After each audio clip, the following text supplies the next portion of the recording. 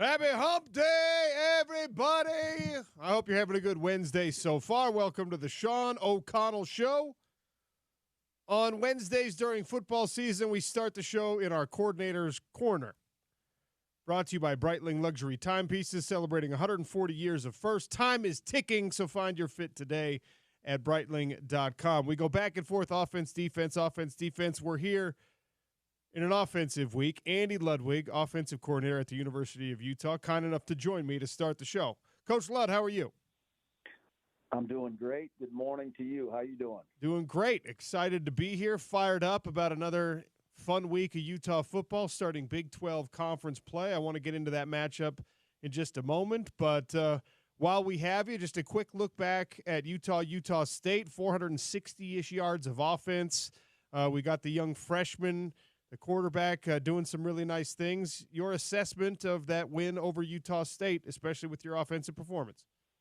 I thought there was 3 good quarters of football played by the offensive unit. Obviously, we want to start that game faster and cleaner. But once we settled in, I thought you got a good feel for what the Utah offense is all about, and am fired up about the growth and development, continual growth and development of the young QB, Isaac Wilson. I asked Coach Witt this, and he said, at halftime, I went over to the defense and was talking to them. I don't know what Coach Ludd said to Isaac Wilson or what adjustment was made at halftime. It felt night and day. It felt like something changed at the half. So I got to ask you, was there something special about that halftime between you and your quarterback? I don't think so. I think a lot of it was the touchdown pass that he threw in the second quarter to Money Parks. It was just everything he practiced, everything he prepared for. It was the exact look. He did a great job. He flagged the safety to the right and threw the double move route to Money to the left. And I think that was a little bit of an aha moment for the young man. And again, he really settled in after that and pleased with his continual growth and development. All right, I want to move on to the start of Big 12 play. This conference is going to be a little bit different than what we've seen in the Pac-12 conference, and you guys start with a very stiff test. Going to Stillwater, not only fighting a good team there, but the environment there. In-helmet communication is new in college football. Have we tested it out? Do you know what it's going to be like in a loud environment? We see in the NFL, the quarterbacks are constantly cupping their hands over the earpieces and things like that. Have you tested it out in that volume, in that loud environment yet? We've got the indoor facility, piping in crowd noise. We did it for Utah State, which was a good experience for us. It was loud up there, but we know not as loud as it's going to be in Stillwater. But my ears are still ringing from the crowd noise in the indoors from yesterday's practice. So it's blaring. So it's just we're just trying to prepare and cover every angle. And the quarterbacks, there was no issues with it yesterday. We're going to increase. We're bringing in a couple new speakers into the indoor today, trying to get it even louder. So we'll continue to work on that communication process. I tell you, nothing triggers me more as a former terrible college football player than those fake noise practices where it's just a constant din, trying to read the scout team card and figure out what the coaches are saying. It's the worst, Coach. Absolutely terrible practice environment, but I guess necessary. I agree, but absolutely necessary. We do, once the play is over, we turn the volume down so the coaches can coach and the scout team guys can get coached up by their coaches. But as soon as I press the button on the walkie-talkie, the volume kicks up to max, and then we practice the crowd noise mechanics. That's wild. All right. Andy Ludwig, offensive coordinator at the University of Utah, our guest here on the Sean O'Connell Show. All right. This is an interesting team in Oklahoma State. They're 3-0 like you're 3-0. They're ranked 2 spots behind you right now. They are projected to be in the conference championship race the same way your Utes are. They've had a lot of success over 20-ish years under Mike Gundy. I mean, the parallels are incredibly obvious here. So what are you expecting from this defense? On paper, they look bad. The numbers are bad right now, but good enough that the team is 3-0. They got a lot of really good players and a very sound scheme. Arkansas skewed those. Arkansas put up some good numbers and skewed those numbers quite a bit. But these guys are full. They got good size. Again, good base fundamental scheme that they're running. And I know we have got to be at our absolute best to win this football game. There was a lot of noise made in 2023 when they got a new defensive coordinator and he was going to bring in the 3-3-5. But what I've seen so far, Coach, and correct me if I'm misreading here, they're running a lot. They're running a 4-man front this year in their base, right? They are, in our preparation for changes in league affiliation, we did some off-season study and saw, studied Oklahoma State being one of our first Big 12 opponents, and you could see them transition through the 2023 season from the odd front with 3 safety looks more to conventional 4 down and mostly now 1 safety. They still have elements of that defensive structure, but much more a 4 down based front right now. Okay, interesting. They are without one of their best defensive players. Colin Oliver is incredibly versatile. He's a great pass rusher. He can stand up and play linebacker. He's an all-conference player, and he's out. Now, this week, and I guess also in general, when you're calling plays, how do you attack or exploit the absence of a great individual talent on a defense? Well, he's got very capable backups. Again, I think this roster really has no weaknesses on defense, but without a doubt, it's different when you lose a caliber of player that they did. And when you're attacking a player like that, it's, hey, there's some plays you want to run at them. There's certain plays you want to run away from them. And again, right now, we're just focused on the players they have, and I think we got a good plan. Got to be physical in the run game, protect the passer, protect the football. Good things will happen for the Utes. There's this conversation that happens every year about, hey, well, you got to save X in the playbook, a certain chunk of the playbook for when you actually get into these important games, when you actually get into conference play. You don't want to show everything in the non-conference. And then every time we talk to coaches, they're kind of like, that's a fan conversation. That's a media conversation. But while I have you, I mean, how much of that is reality where you're getting your offense ready and you're adjusting to, the absence of your veteran starting quarterback, at least last week? And how much of your offense have you been able to run versus how much you expect to run in Stillwater? Well, each week there's little wrinkles and additions that you put in. And the thing as the season goes on, you put in plays for Utah State that maybe didn't get called, and they carry over to this week. And so they're not new plays, and you get that extra week of repetition at that particular play. So I don't know that you really go out of your way to say, because you got to win every game. You got to win every game. So I didn't save anything against Baylor. You're just trying to put your guys in a position to succeed. Things changed at halftime when the young QB came in. So, hey, there's some things that were in that plan that didn't get called because I didn't feel like it fit in Isaac's wheelhouse at that time. Calling plays for Cam Rising and Isaac Wilson is 2 completely different thought processes. But as Isaac grows and develops, you feel comfortable going to more pages in the playbook. He's not quite ready for all the chapters that Cam Rising is, but I just want to put him in a position to be confident and play fast. Andy Ludwig for another couple minutes here on the Sean O'Connell Show, talking Utah, Oklahoma State. What's the conversation like, and how do you decide when the appropriate time to bust out something special, something that's not on tape? No one's been able to scout it just yet. The double reverse or the fake double reverse, the Brant Keithy stuff. How do you decide when it's appropriate to run that versus just the bread and butter? A lot of it by film study and preparation in the course of a week, and you just go back and being at Utah now for 6 consecutive seasons and having a quarterback and the tight end and some running backs that have been here all 6 seasons, you can look at a defensive structure and say, hey, this is very similar to what Arizona State was doing in 2019, and we had some success with these plays. Let's pull these back out.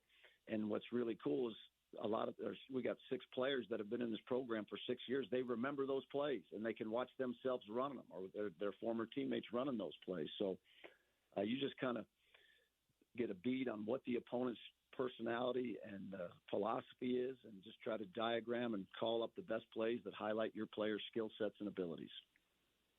Coach Ludd, how many points is it going to take to win this game in Stillwater? Like we talked about on paper, they're giving up some yards, they're giving up some points, but they're scoring a lot as well, and that's why they're undefeated. How many points is it going to take for your Utes? It's going to take one more than they score. All right, that's fair.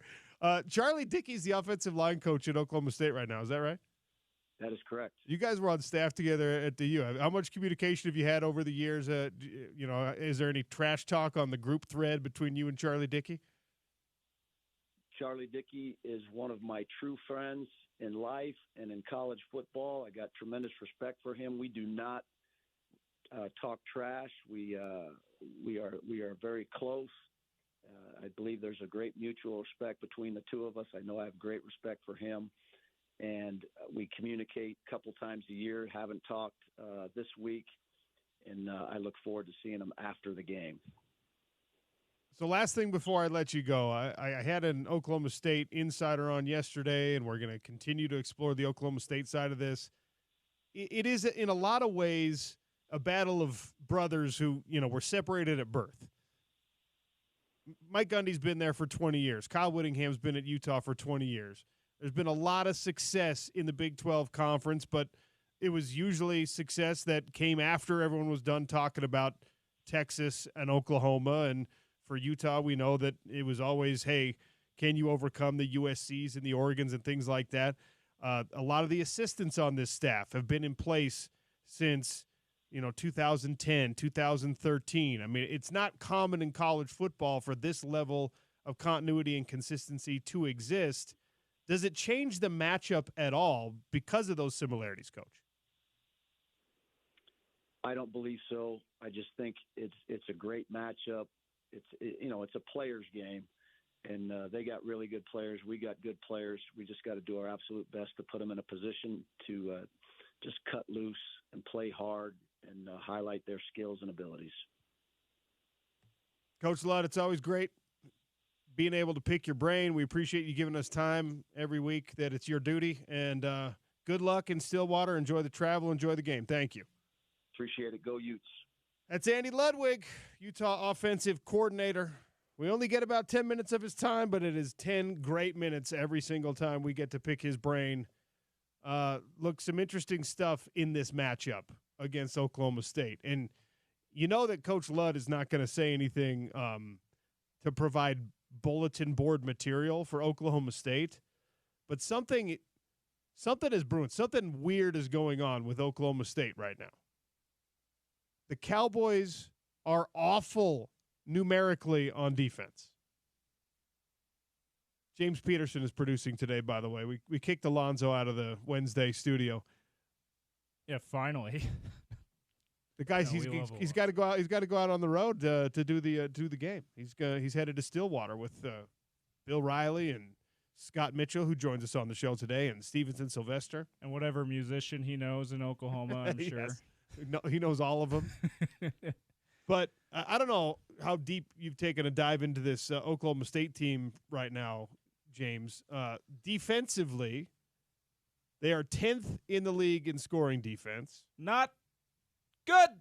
They are 13th in the league in rushing defense. They are dead last in the league in passing defense. 16th out of 16 Big 12 conference teams. They're giving up 305 yards a game, almost 8 yards per attempt. Now, they have not given up as many touchdown passes as some of the other bottom dwellers defensively in the conference. Bend but don't break. They've given up 3 passing touchdowns. They've intercepted the ball 3 times. Those are the same as Utah's numbers through 3 games. But it's a weird deal going on defensively, and that, of course, is where Andy Ludwig comes in and does that film study that he was talking about and identifying those weaknesses. And identity might be part of the problem here for Oklahoma State defensively. As recently as this spring, they were trying to figure out what their base defense was going to be. I went back this week and I watched some of their their spring reports effectively, right? Post-practice interviews with some of their best players, with guys like Nick Martin and guys like Colin Oliver, who's out this week. And that, by the way, for Utah, you never want to root for other players to be injured or for a team to be missing a guy because of injury. No, but it feels good when they are. It makes you feel much better. Not having Colin Oliver for Oklahoma State is similar to like having – it would be if Utah was missing Corene Reed and Connor O'Toole. Oh, yeah. Because you've got a guy who is your second best linebacker. You're saying it's just a small deal. And he's your best pass rusher. So maybe it's Corene Reed and Van Fillinger this year. Because Van has been the best pass rusher. Yeah. Like that is a big problem for Oklahoma State, having Colin Oliver out. And Jeff Johnson, who joined us yesterday, he said, no, he is out. It's not a questionable thing. Colin Oliver is out of this game. Does that help Utah in the passing game or the run game more, in your opinion? I think in the passing game more because it keeps a cleaner pocket. Yeah, less pass rush. Now, Coach Ludd alluded to this, that Arkansas skewed some of the numbers on Oklahoma State's defense. They gave up a lot of yards in that game. Jaquindon Jackson went banana sandwich against the Oklahoma State rushing defense. Did he make it back for their game on Saturday, by the way? He left that OK State game early. I don't know. I'd have to look late up in the fourth quarter. Anyway, I remember seeing that and being like, oh, shoot. Can this guy just be healthy? Because he's great when he's on the field. And he showed it again against Oklahoma State for sure. So Oklahoma State is one of these teams that's got potential NFL guy on the front, their nose tackle. I think 2 NFL linebackers, one of whom is out this week. You got a safety. His name is Kendall Daniels, who is big and excellent, who will work down into the box sometimes and also play effectively linebacker. But right now, I mean, don't just take it from the Arkansas game, because Arkansas has got some personnel, right? I mean, we all know that when you get Jaquindon Jackson rolling, he can be incredibly dangerous. We know what it looks like when you're going up against an SEC team. Arkansas scored 31 points, put up big numbers, and then Oklahoma State bounced back and smashed Tulsa, all right? A lot of people look at that Arkansas game and say, oh, you should have lost that game. Well, shoulda, coulda, woulda doesn't matter. They gave up 149 yards on the ground to one player, 232 yards on the ground overall to Arkansas, and that is skewing some of those numbers. More alarmingly, and I guess less relevant to Andy Ludwig, who just joined us on Coordinator's Corner, but the way that Oklahoma State got outworked, they got outrushed. I mean, you brought back all of your starters on the offensive line effectively this year. Andy brought back last year's Doak Walker winner in Ollie Gordon. We've talked about this quite a bit already on the show. Arkansas was dictating the pace. Arkansas was dictating the ball control. Arkansas was dictating a lot of that game. And Oklahoma State couldn't get the run game going. 59 yards. And I keep bringing up Arkansas because that's a more equivalent test. Yeah, it's a power conference team. Jaquindon Jackson, by the way, did play last week, so it was just a minor injury. And he had another, it was basically $150 on the ground. Good for him. That's awesome. Yeah. Wow. Good for him. Now, again, you look at the perceived weaknesses for Oklahoma State, and you have to pay attention to them. 16th out of 16 in the conference in passing defense. That is bad news, especially when I'm talking about a team that is, a defense that has yet to play an elite quarterback. Yes. I just told you what was happening against Arkansas, right? Oklahoma State is giving up more yards per game than any team in the Big 12 Conference through 3 in the passing game. And I just told you that Arkansas, their most important opponent, their most relevant opponent, their Power 4 opponent so far this year, was trying to beat them on the ground. Yeah. So it's not like they played against a Lincoln Riley offense and gave up a bunch of yards through the air. Like, the opportunity is there for the University of Utah, especially with Cam Rising back. Yeah, we all expect that to be the case. We're expecting him to play, but even without him, you would think it would be a great opportunity for Isaac Wilson to build on the great game he had against Utah State. You would feel like you're in good position either way against a defense like that. But we're all expecting Cam to play, so you're in even better position. By the way, I don't mean to backtrack here. I appreciate Coach Ludd deferring credit and not pretending that he did something like gave some Remember the Titans type speech that galvanized Isaac Wilson at halftime. He credited the player and said, no, it was the touchdown pass to Money Parks, and he had the aha moment. And I think coaches probably understand that. All of you out there listening who played whatever your sport was, doesn't have to be football, whatever your sport was, up at least through the high school level, you probably had one of those at some point. Yeah. You probably had that moment where you're just like, oh, well, this is how you play at this level. This is what I'm supposed to be doing here. Like, oh my gosh. Because invariably, all of us went through the time where it's our first real rep. It's our first time as a starter. It's our first whatever. And the game slows down. Suddenly you see the pitch and you get the bat on it or whatever it is. And you're just like, it's that scene from Hook. See what I'm doing here, James? Yes, love Hook. See what I'm doing? I'm leaning on one of your old tropes, going with an obscure movie reference. I love Hook. Hook is awesome. Don't try to stop me, Smee. And then he says, there you are, Peter. He starts playing and makes him smile. We've all had that moment. Yeah, when he's pushing on his face. There he is. Yeah. When he makes it, he does the big smile. There you are, Peter. Here's another Robin Williams quote or movie quote inception here. Oh dear. Oh dear. You know in Mrs. Doubtfire when they're watching the kids are watching they're like molding the face with like clay. Yes. And they're like, oh, that's disgusting. Always makes me think of the Hook scene. Okay. There you are, Peter. Anyway, sorry. But we've all had that moment. Rails. And for Isaac Wilson to have that moment and for it to build that confidence, and we've talked a lot on this show how confidence, especially at that quarterback position, can be so important.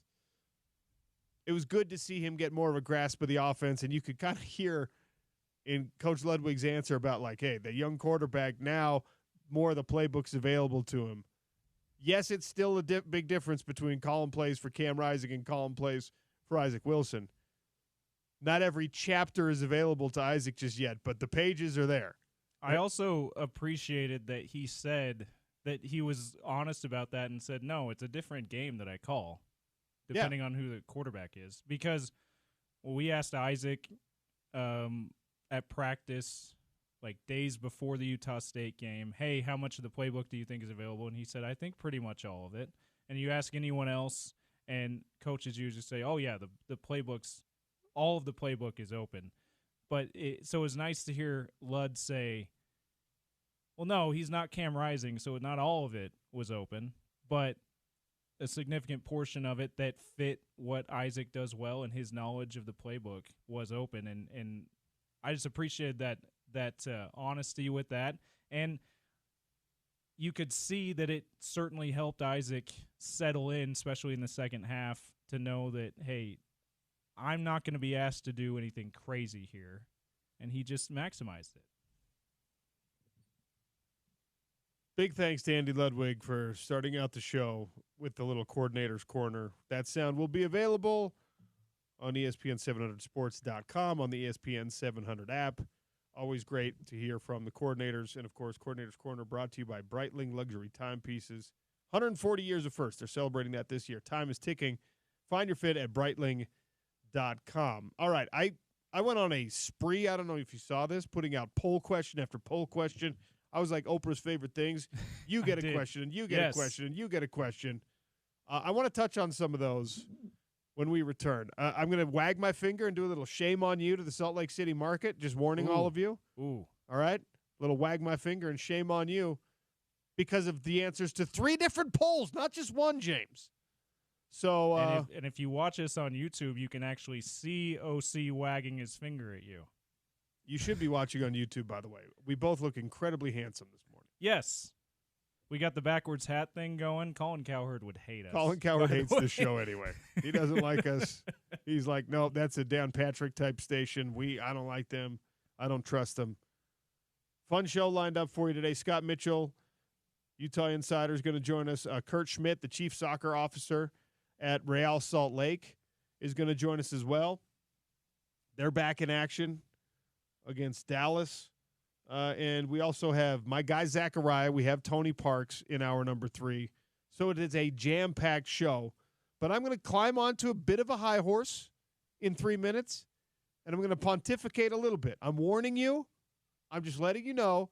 You're probably going to want to yell at me, and you're probably going to want to call 877-353-0700 to push back because I'm admonishing everyone. Well, not everyone, but all the people that voted no on certain things on the poll. Sean O'Connell Show on ESPN 700.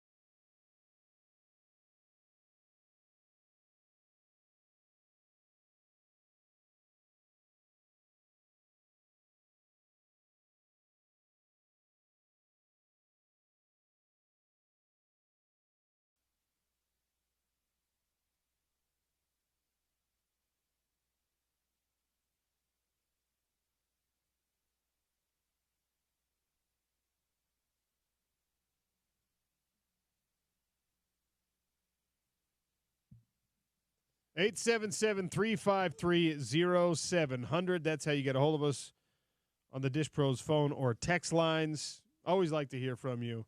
I put out some polls today because I just got a wild hair, and I wanted to know how people feel about certain things. We're smack dab in the middle of the week, looking back and looking forward. Oklahoma State, big week, Big 12 play begins. But there's a lot of other things happening right now. Media Day. I'm actually really sorry we're missing this, James. Me too. Media Day for the Utah Hockey Club right now, today. It's good. It's happening right now at the Delta Center. I have FOMO, fear of missing out on this. Same. We have Porter Larson down there, though, so we will have sound probably to play during the Drive with Spence Checketts, maybe later in our show. If we can't get it later in the show today, we'll get it tomorrow. Save it for Spence. Absolutely. You know he's going to save it for Spence. Oh, yeah. He's selfish that way. He's gatekeeping on that sound. He's like, well, I got the sound, and I'm the producer of the Drive, so I'm keeping it for that. No, I'm just kidding. Porter's actually awesome. He wouldn't do something. At the latest, we'll play some back for you here on the Sean O'Connell Show tomorrow. That's right. But maybe in third hour or so. Yeah, coach, GM, owners, players. And one thing that if you were listening to any of it or if you've heard any of the Utah Hockey Club, really any personnel member, anybody who's on the team or around the team, everyone is pretty excited, just like we are as fans, to get this thing rolling. Oh, yeah. Training camp begins tomorrow for the Utah Hockey Club. Okay, let's tell our listeners about how training camp is way different from just about any sport. We talk, especially another collision sport like football, they go a month, right? College or pro. It's like 2 days, 3 days. They for start. hockey. They Isn't start. that wild? Hold on. So they start on the 19th, and their first preseason game is on the 22nd. So on Thursday to Sunday. Thursday to Sunday, they got a couple of practices. It's like, what do you say? Let's just go play, eh?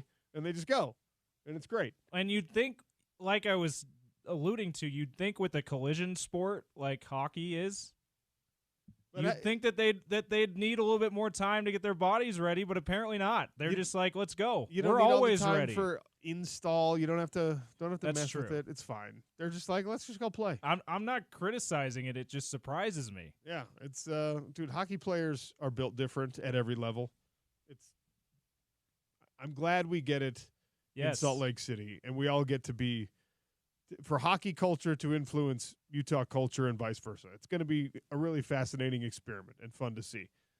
We're relieved and happy to have a new professional sports franchise. Big announcement came today that Portland has been awarded the next WNBA franchise, and that's awesome. You can almost hear people rolling their eyes because I'm going to bring up the WNBA, but we got to stop with this. This is now this is the growth product in professional sports right now. It absolutely is. I was listening yesterday to apparently just like a George Kliavkov hate podcast. I don't know why. George Kliavkov oversaw the sale of the Las Vegas Aces to Mark Davis. Oh. Back in 2021. Do you know what he sold the Aces for? They were an MGM property, and he was working for MGM. Was it? It had to have been in the millions, right? Or it was in the millions, but it was maybe tens of millions. Like nope. He sold the Las Vegas Aces for $2 million to Mark Davis. Now, Mark Davis put significant investment into facilities, into hiring the best coach. The Aces are a world-class franchise because of what Mark Davis has done to make them – he's taken it seriously to make them look like a world-class franchise. Do you know what the proposed valuation for the Las Vegas Aces is now, 3 years after they were bought, for $2 million?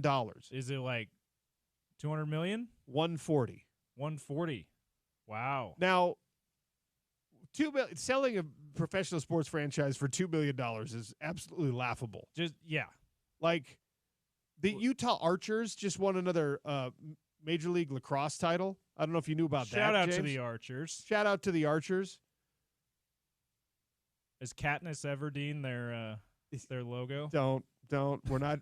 We already did one obscure. We're not doing Hunger Games. Also, maybe it's Arrow. Great TV show, by the way. Do you think you could go buy the Archers from whoever owns them for $2 million? Probably not. Yeah. Could you go buy the Utah Warriors rugby team for $2 million? Shout out to the Warriors too. Yeah, You couldn't. Probably There's not. no one selling professional franchises for $2 million, but George Kliavkoff did, and Mark Davis has turned that into. And Mark Davis, by the way, we're not talking about some visionary who's been in charge of all of these growth prospects in business and in sport. This is Mark Davis. It's been the Raiders have been in the opposite of a growth. If anyone could screw up a franchise and a haircut, it's that guy, and yet still 140-ish million, I saw 140 to 155 on the value of the franchise. Have you seen the videos of their facilities they released a couple years ago? The Aces facilities. It's nice. Incredibly nice. So I put it out there. Portland's getting an expansion team. WNBA is right now a growth product in sports. I said, hey, would you support the WNBA coming back to Salt Lake? That's one of the poll questions. The answer should be yes, by the way. 64% of people say no. Which is ridiculous. I also asked, is WNBA's growth and success sustainable in your mind as a sports fan? 61% say no. What are you talking about? This is where the finger wagging is coming in. Here we go. All right? Women's basketball, the NCAA tournament in women's basketball, ratings growth has doubled over. I think the growth is sustainable. I think the growth is sustainable. I think there's an appetite for more basketball. I think there's an appetite for women's basketball. The game is different, but it's still really good as long as your expectation is not high-flying dunks all the time. The personalities are there. Caitlin Clark, the rivalry with her and Angel Reese. Yes. Whether it's real or manufactured kind of doesn't matter. No. It's there. And speaking of personality, Angel Reese brings it with the personality stuff. Yeah, I don't like how often she feels like she has to say something, but it's good for the league. By the way, sorry, Asia Wilson, who's actually the best player in the league. She's incredible. Sorry about that, but it's these rookies that people are interested in, all right? Asia, by the way, first in league history to score over 1,000 points in a season. And Haley Van Lith is going to be in the league next year.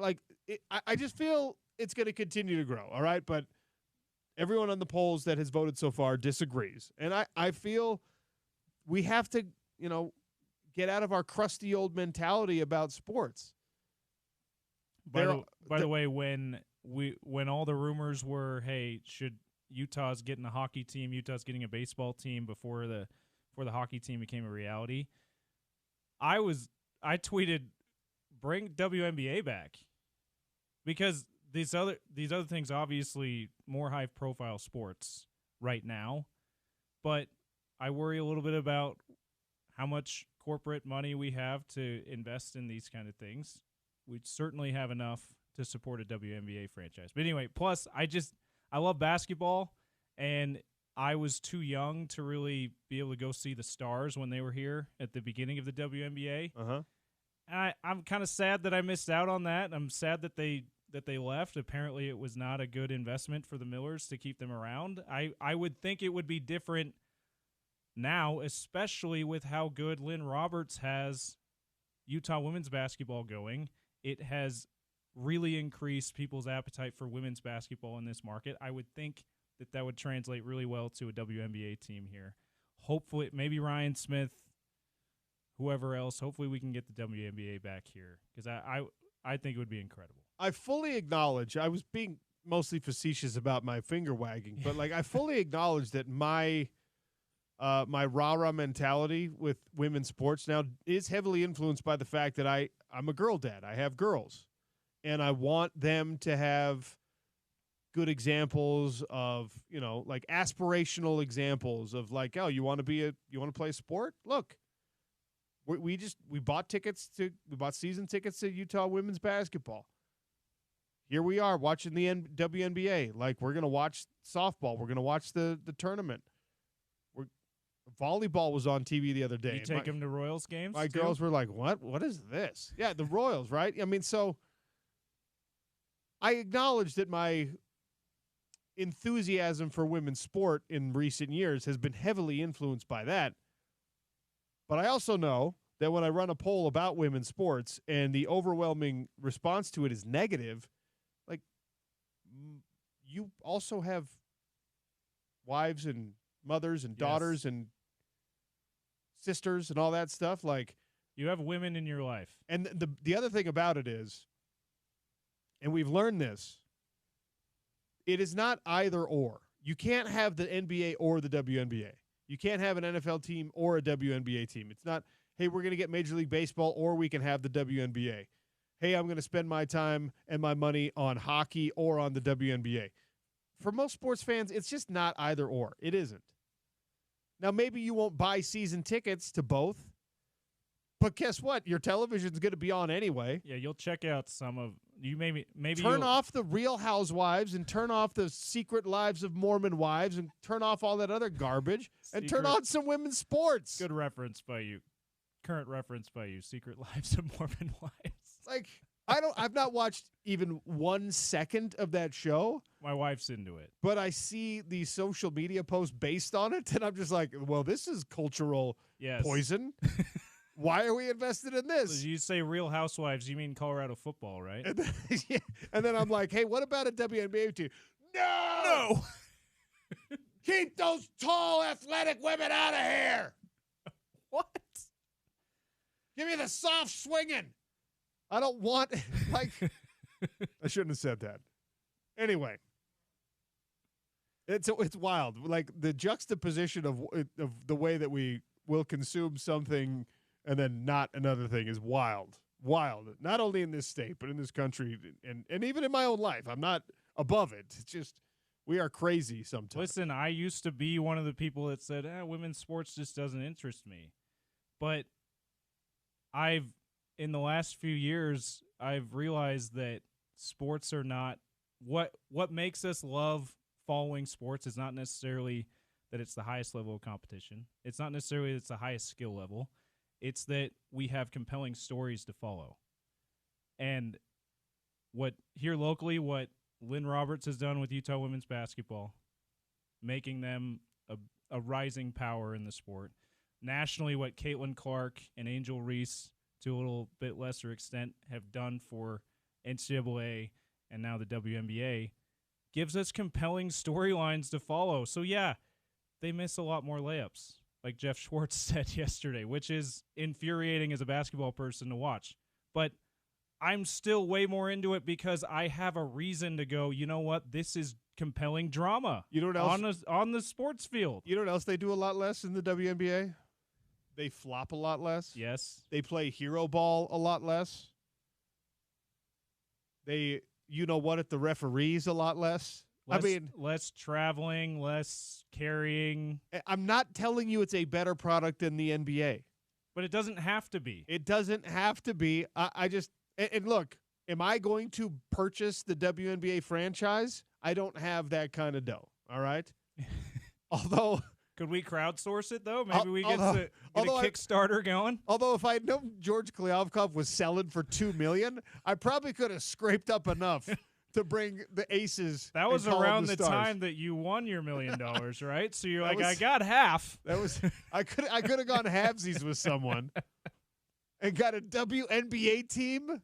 What a moron that guy is. I'm sorry. Oh, my gosh. Even if you take the current valuation of the Aces and you chop it in 10 pieces, it was still a good investment. Oh, my gosh. 1/10 of that value is that's a huge win because he sold it for $2 million. King George strikes again. Wow. That was my nickname for him on Sports Saturday, by the way, King George. I was infuriated one day with how he talked about us needing guardrails for NIL and stuff, when right after the Supreme Court said any kind of limitation on this is illegal. So the rest of the show I started calling him King George because anyway, King George ruining another thing. Well, I mean, not ruining it. He made it better by selling it to an NFL owner. This is a good pennies text on the dollar. This is a good text from 1624. Hey, OC, I'm all for a WNBA team. I was annoyed when Golden State got a team before us. Yeah. But a lot of the support is because it isn't as good of a product. I'm not arguing that. Even the meh NBA teams would blow out the best WNBA teams. Also correct. And this last point, I think, is one that's fair to bring up. The more they ask for equal pay, the more it annoys everybody.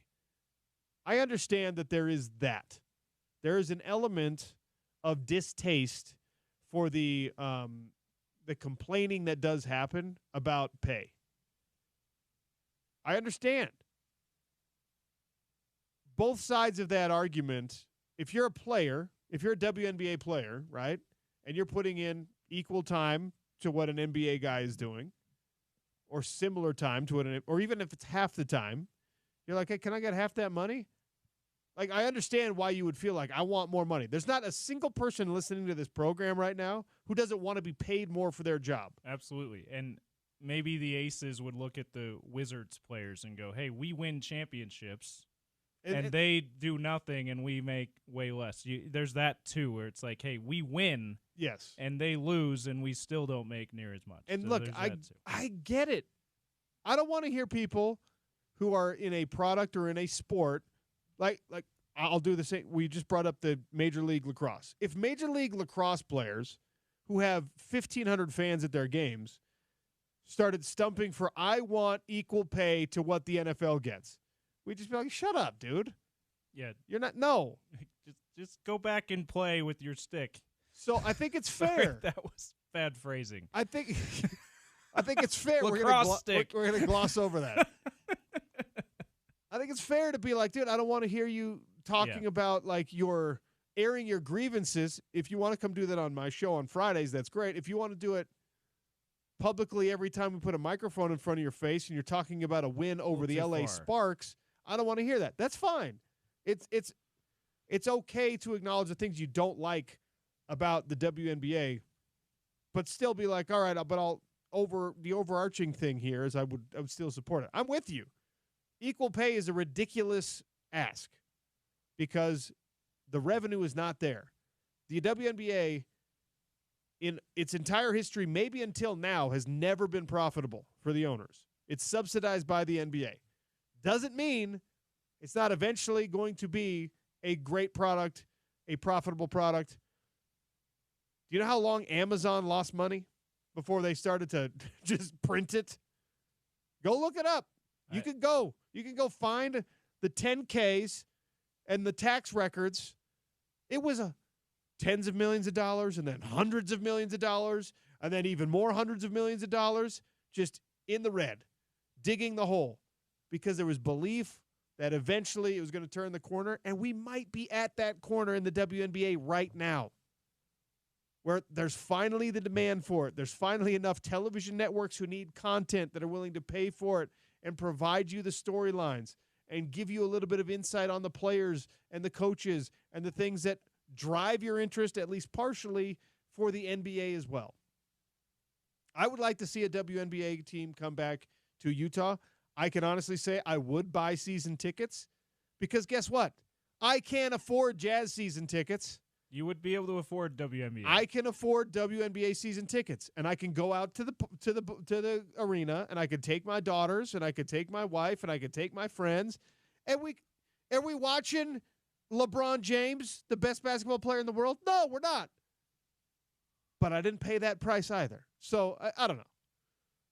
I was surprised. And you're still watching the best players in the world at what they do in women's basketball when you're doing that. Now, it doesn't matter how good they'd be against men. That doesn't matter. They're the best at the chance to watch the best at the world at what they do. I mean, I get for an affordable price, like that's incredible. For many years now, I've been so fired up about how would she be a bit against a man? I remember when Ronda Rousey, sparked everything in the UFC, and they were like, Ronda Rousey could beat Floyd Mayweather. And I was like, what are you doing? Stop.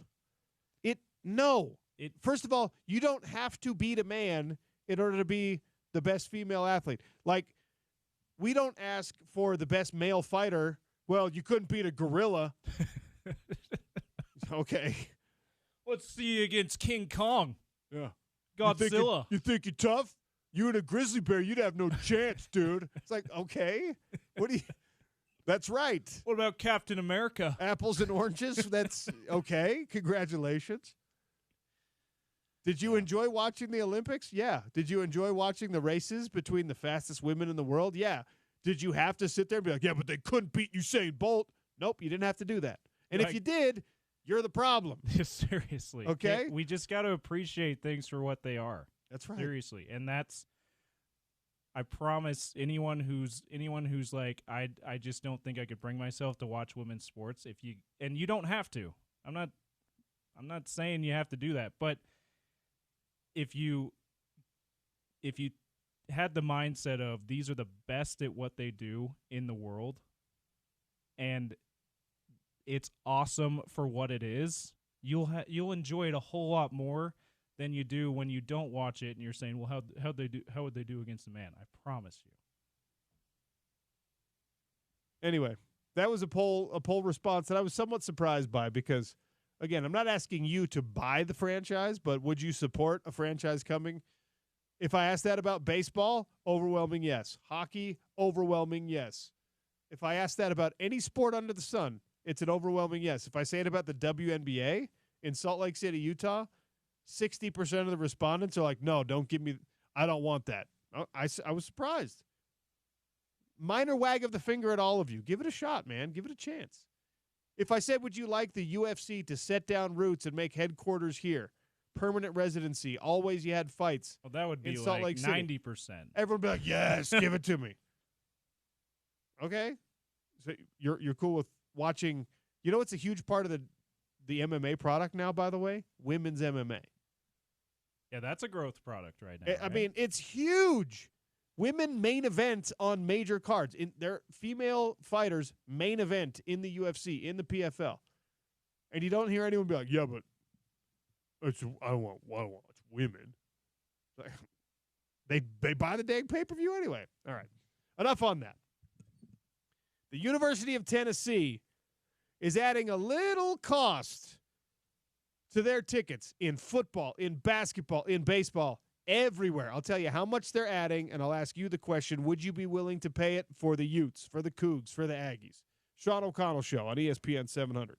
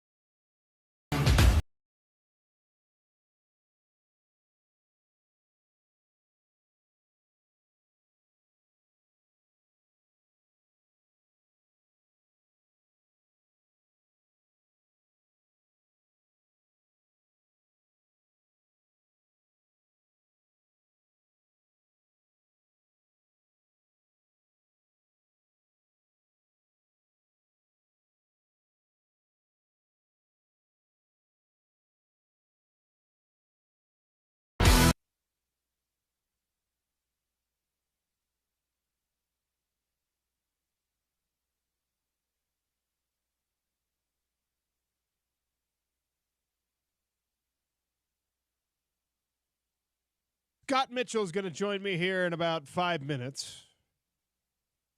The Hot Lunch is brought to you by Jersey Mike's. Every sandwich is fresh sliced right in front of you. Cheesesteaks are made to order on the grill. So what are you waiting for? Stop in for lunch today. Jersey Mike's is a sub above. And the Hot Lunch, this is I think, an easy question for people to answer. I put the poll out at Real OC Sports. I'd like for you to go vote. University of Tennessee is adding a talent fee to all sports tickets. A 10% bump in the price of your tickets at Tennessee. Single game tickets, season tickets, all of it. Is that just football or is that all sports? All sports. Okay. 10%'s not nothing. It's not nothing, especially if you're buying those front row seats at Neyland Stadium. Those things are not cheap, all right? And they fill that thing up, and they will continue to fill that thing up. But 10%, like you said, is not nothing. This is what happens when a business realizes that the cost of doing business is going to increase. They pass that cost on to the consumer every single time. Oh, yeah. It's going to happen at the University of Utah when they start revenue sharing and when 22% or $22 million has to go to the student athletes. The athletic department, the university president, the chancellors, the powers that be are going to look at it and they're going to say, how do we mitigate our own cost here? How do we insulate ourselves from running into the negative? Well, we have couple 100,000 people who love Utah athletics, consume it voraciously, will pay to subscribe to some things, some content maybe we can create. And they'll probably consume it no matter what. And you know what? As long as it's a good product. A Big 12 championship level football team, we don't charge the same kind of ticket prices that some of the big brands do. So let's just bump it up a little bit. Now, 10%, I think that Mark Harlan and company are a little bit smarter than throwing 10% at people immediately. But invariably, the cost will get passed on to us, the consumers of these sports. So I put the poll question out there. How much are you willing to add to your ticket costs? Your ticket costs, James Peterson, in order for your school's teams to stay competitive in the NIL era? 0%, 1 to 5%, up to 10%, or more than 10%. A couple hundred votes in so far. 45% of the votes coming in and saying, I'm not adding a dime to my ticket costs. 0%. You can increase my ticket costs 0%. And guess what? There's sticker shock from Utah fans every single year when they get that new notice on what the package is going to be. By the way, good for those people saying that, no, you can't take any more of my money. Well, guess what? You can draw your line in the sand. It's not going to happen, but it's good for you to draw that line in the sand. You're more than welcome to draw your line in the sand, but guess what? Somebody else will take your tickets. Yes. You could say, I'm canceling it. It's too expensive. And there's somebody who went to the University of Utah, an alum who's, 30 years old now and finally has the good job and the career and the real money and the expendable income and is saying, oh, cool. I can now afford season tickets to my alma mater. I'm going to grab those. So it doesn't have to be you, James Peterson, that pays the extra 10%. Somebody will. Somebody will. Matt Brown was really good on this on the drive yesterday, by the way, Extra Points publisher, Matt Brown. He said something that totally logical, so that means it probably will never happen. But he said, I don't see fans in general being okay with this if it's not coupled with athletic departments and universities saying, here's what we're doing to cut costs too. Because there's things that they don't have to spend as much on. There's fat that can be trimmed. Uh-huh. And so if you're just saying we're going to pass all of this on to you and we're not going to change our behavior at all, that's not going to sit very well with fans. He doesn't see it sitting very well with fans, which I absolutely agree. I mean, look, I know how it'll happen with me. I told you I've been public about this. I grabbed a season ticket package for Utah Hockey Club. Yeah. Guess what's going to happen when they're in their new arena? Going to go up. They're going to say, hey, guess what? Thanks for being part of it since the first season. It's now going to cost you an extra $1,500 this year to renew your season ticket package. And I'm going to be like, what? No! And you'll probably hit. I'm going to complain.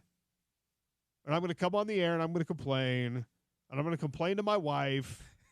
And I'm going to complain to everyone that I've invited to a game and has benefited from me having these tickets. And then guess what I'm going to do, James? Renew.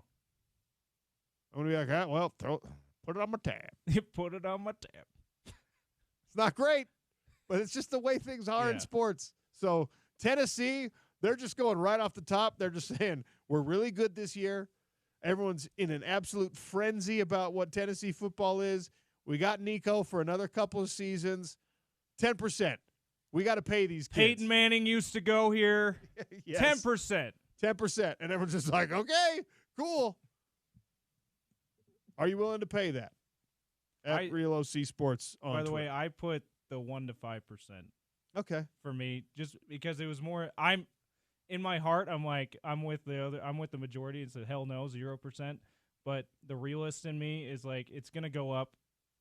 It's gonna go up at some point. So what I would accept if it has to go up would be the 1 to 5%. I'll tell you a story real fast. Then we'll get to Scott Mitchell to start our second hour, which we're already into because I'm terrible at clock management. I went on a local sports show in San Francisco when I was working out there. And we were talking about player contracts because the Giants had just inflated their payroll. And they were paying Pablo Sandoval some ridiculous amount of money and Kung Fu Panda and Buster Posey some ridiculous amount of money and Madison Bumgarner. Like they were throwing a bunch of money at all these guys. And I was asked the question, like, hey, well, what do you think of this? And I said, look, eventually what this does is it increases the price for everybody. And there was a guy who was another radio guy who didn't like my opinions very much. And he was like, no, that's wrong. That's wrong. That this cost is covered by the television contracts. And I was just like, that is the dumbest thing I've ever heard in my life. There is no business in the world where the cost of doing business is not passed on to the consumer. So whether it's directly or indirectly, anytime the cost of doing business goes up, you, the customer, pay for it. Your Coca-Cola that used to cost you 50 cents a can is now $1.20 a can because it's more expensive for Coca-Cola to get the materials to make the damn cans and to make the Coke. And sports are the same way. Yes, the television money helps cover these contracts and this insane salary cap. But when is the last time, James Peterson, that ticket prices went down in pro sports?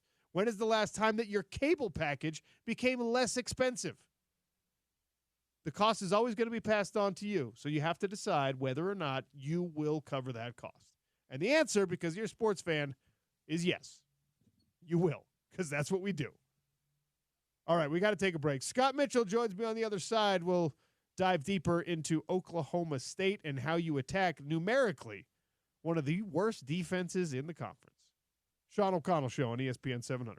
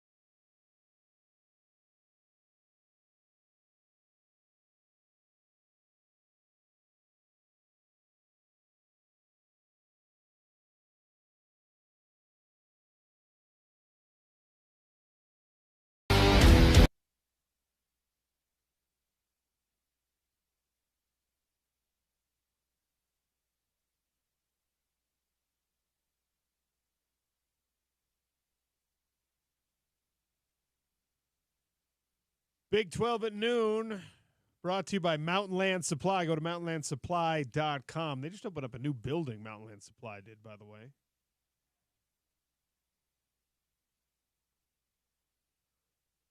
Scott Mitchell joins us here on the Sean O'Connell Show. Utah quarterbacking legend, color analyst on all of our Utah radio broadcasts, friend of the program. Scott, welcome back. How are you? Oh, I'm doing wonderful. It's hump day, and we're over the hump right now, so things are good. All right. Look, we talked just a couple days ago kind of reacting to Utah State, and we've had a couple more days to digest that, but it's time to turn the page and look forward to this Oklahoma State game. I know that you guys are headed out pretty soon to Stillwater and what promises to be a tough and hostile environment.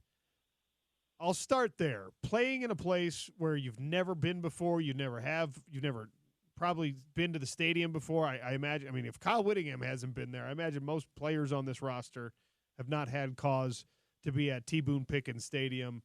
How different is it? How much does it affect you when you're in a brand new environment, especially one that's going to be loud and rocking? Road games are a thing. It really is, and you're so used to, or you find energy from the home crowd. It creates electricity. It can kind of help you get through those lulls in games, and it's really an advantage. It's easier to hear things. It's very similar to Rice-Eccles Stadium, as far as capacity, and just these folks in Oklahoma are passionate about football, and so you've got to expect it's going to be noisy. You got to expect it's going to be loud. And when you go on the road, you really kind of have to flip the script on the team and just celebrate the fact that you're the villain. And you need to learn how to play the villain, and you need to learn to find energy from the negativity that's positive. And you need to it's a time where your veteran players really need to show up, and a lot of these guys have played in big games in some hostile environments and done very well. And so it's really about looking to that leadership. It's about creating your own energy within yourself, and really not letting the crowd become a factor. They're not on the field. You don't have to block them or tackle them or anything. So don't invite them into the game. Don't let them go out on the field and be a part of it. Scott, would you rather deal with a brutally cold environment as a quarterback or a brutally hot environment as a quarterback? Because the weather forecast for Stillwater is showing up to 100 degrees as a potential high in late September. That's not something we usually deal with here in Salt Lake City. And obviously more humid than we're used to. This week it's been hovering around 60% humidity in Stillwater. So brutal heat or brutal cold? Which do you prefer? Yeah, well, it depends on it really depends on where you play. If you're a team that's from the South and it's warm, you really like brutal hot, and you love teams to come and melt in that humidity, and the humidity will suck the life out of you more than anything. And if you're a cold weather team, boy, you're going to love cold weather. Personally, I would prefer the heat. If you're asking, what's my preference? I'd rather play in the heat. It's a really nice thing. Now they have indoor facilities and all that stuff right now, but man, it's a nice thing in November to go out and practice, and the weather's just amazing, and you're not fighting the elements there. But it's harder for cold weather team or warm weather teams to go to that cold weather. Weather, if it's that hot, will be a factor in this game, and that's where depth comes into things. That's where really managing your energy. And not, playing Florida a couple of years ago, Utah had an experience with that, and that humidity, I believe, was a factor in the game. And so it's really about hydration. It's about just, making sure that guys stay fresh and that you're not killing guys in the game. And part of that, really is about the offense going and scoring. You can't go in the game and go 3 and out, and then wear your defense out with the heat and humidity, and then you're at a huge disadvantage. Scott, I don't know what your thoughts are on whether we can draw too much from a 3-game sample size, but Oklahoma State is 3 games in, just like Utah is, and their defensive numbers have been really bad. Now, they're 3-0, which is really the only stat that matters, but they're 10th in scoring defense in the Big 12 Conference. They're 13th in rushing defense. They're 16th in passing defense in this Big 12 conference. And they've only played one Power 4 opponent, and that was Arkansas. It was kind of a shootout, and they found a way to win it. So what are your thoughts on the Cowboy defense?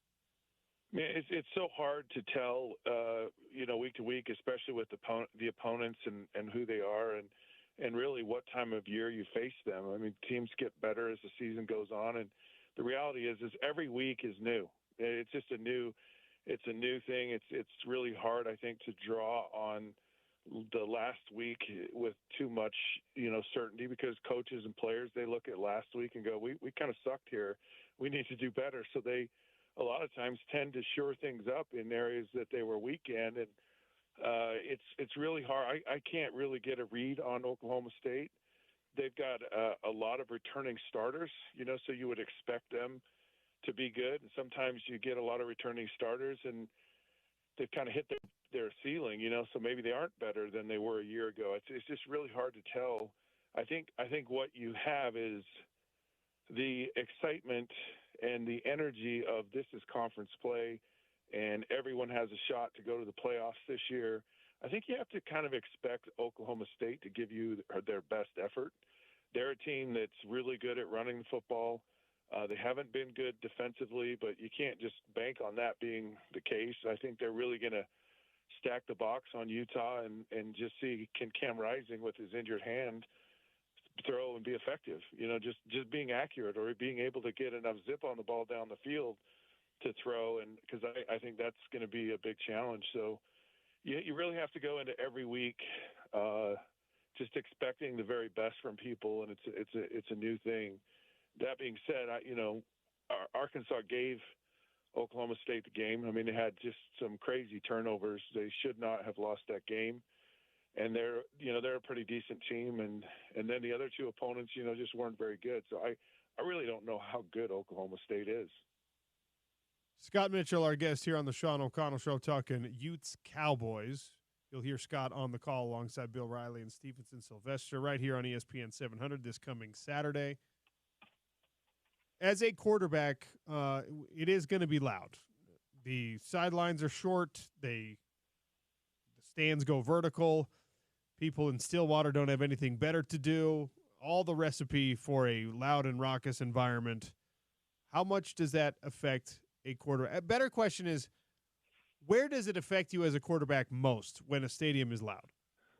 Well, it affects you just in being able to communicate, but so much of the communication Utah does is silent count anyways, so it's not really a major issue. It might be harder for Utah if they're underneath the center, and it just gives the defense a little bit more slap, or a half second, jump on things. You don't get the edge you normally have, and that makes a big difference, especially in passing situations. And when you get towards goal lines, it can be a lot harder. The crazy thing is, Cam Rising's been very good in his career in handling noisy places. Played at Washington and played very well. That's a very loud stadium. The Coliseum has played down there, played in 2 Pac-12 championships and 2 Rose Bowls. So he's been in big games and big environments. Do those sounds have the same impact as Oklahoma? I don't even know. I don't know how. How the stadium is in Stillwater. I imagine that it's loud, and that the key is just not to give them anything to cheer about, and then it gets quiet in a hurry. They're going to be without, the Cowboys are going to be without a guy you can make an argument is their best defensive player. Colin Oliver is a versatile guy who, when they started running their 3-3-5, they had him as a stand-up linebacker who would walk down and rush on the edge quite often. He started as a freshman and sophomore as a defensive end, an undersized defensive end. He was, I think, as a freshman, he was like 212 pounds and still was causing a bunch of havoc in offensive backfields. He's out of this game. So when you're Cam Rising, when you're Andy Ludwig, when you're part of this Utah offense, and that guy is missing, that guy who's versatile and is a linebacker and a pass rusher, you have to account for every single play. Does it change how you can attack things? Oh, there's no question about it. I mean, he's a guy. He's that straw that stirs the drink, and you miss that, and it does have an impact. I mean, I think Utah's seeing a little bit of that with Karenni Reed being out, and there's just a guy, there's that anchor, there's that guy that just keeps everyone calm, keeps everyone going. You've seen Keanu Tunavasa and Junior Tafuna kind of step up in more of a vocal role for Utah, but having a guy that can make plays and is a difference maker out is a huge thing. And when sometimes when you don't have the depth to replace that, yeah, it can have a big impact. I mean, it's always the deal in college football, the attrition of players and who steps up and do you have enough pieces to compensate for that is always the chess match. It's always the math problem that coaches go through on a week-to-week basis, unless you're Georgia or Alabama. Scott, you can make an argument that when you're trying to find the weakness in this Oklahoma State defense, I mean, the numbers tell the story, but also just the depth chart tells the story. Their corners are young. Their safeties, they've only got one who's really an all-conference candidate. The defensive backfield is probably the weakness here. And you've got a quarterback in Cam Rising that's experienced. You've got better weapons on the outside than Utah's had in many years. Some of those guys have yet to be a major part of the offense. You know, we're still waiting for Damian Alford to have a big impact. I think all of us expect Dorian Singer, his role to keep growing like it did last week. Is this the week for the wide receivers to have a breakout game, for that position group specifically to factor in a big way for a win? Well, you're going to, if you listen to Oklahoma State, they understand running game and how to stop it. And they talk about putting that extra guy in the box, and it's been happening to them, and they've been living off of throwing the ball. They know what kind of problem it is for Utah. Mike Gundy knows who Kyle Whittingham is and knows, he says, look, this guy's been here forever. Nothing really changes. They're going to want to run the football, and Oklahoma State's going to try to stop that. And so the question is, which was awesome last week, I mean, Utah comes out in the third quarter and throws the ball the first five plays of the second half, and you got to be willing to take what that defense gives you. And I think on top of just stopping the run, I think Oklahoma State's going to try to test Cam Rising and just see where his arm is and his hand and his fingers there's so much trust in Cam Rising that I don't think anyone feels uncomfortable saying, hey, we'll let you throw the ball or want you to throw the ball. It's just can he throw it and throw it effectively? And I hope that Utah stays aggressive and gets a lot of these guys involved. My feeling about this offense and really this whole team, I don't think it's really hit its full stride. There's a lot of talent on this team, and we've just seen bits and pieces, and we haven't seen a whole game really put together. And it's just been the circumstances of the opponents and some of the injuries. And you start a true freshman, you're not going to have the same kind of outcome that you start in a seventh year senior. It's just a different deal. And so we haven't seen the full potential of this team, and I just feel like it's an ever evolving thing. Is it a breakout game like you're asking? I think it will you'll see more and more is what I would expect. That's kind of Andy's mantra. They just a little bit, and he just kind of trickles out a little bit more and a little bit more week after week, and these guys get more confident, comfortable, and I think that's more of, maybe not a breakout, but maybe a trickle. Well, I'll go with the trickle, Sean. All right. Nothing wrong with a little trickle. Last thing before I let you go, what's more likely? Slugfest type of game, physical, low scoring, or a high scoring shootout? Okay, what does everyone expect? It's going to be the opposite, whatever that is. It just feels like this college football season is a little backwards, than normal, and a lot of these predictions. I'm going to say it's going to be a shootout. All right. Scott Mitchell says shootout. The numbers, I think, probably favor that outcome more than anything else. But our thoughts, our opinions on these two teams are, hey, well, this is two physical veteran teams, great running backs, great running games, defensive minded. Well, watch it be like 48-45. Scott, enjoy the game. Stay out of the heat, and we'll talk again soon. All right, look forward to it. Thank you. Scott Mitchell, host of the Down and Dirty podcast. Big 12 at noon brought to you by Mountain Land Supply. Go to mountainlandsupply.com. Also, go check out their brand new location. Just cut the ribbon on it this week. We got Disney on Ice tickets we're going to give away for the November 7th show in Topical Trivia coming up later on the program. Next, in 3 minutes, RSL back in action. Kurt Schmidt, Chief Soccer Officer and GM from Real Salt Lake, joins us on the Sean O'Connell Show coming up on ESPN 700.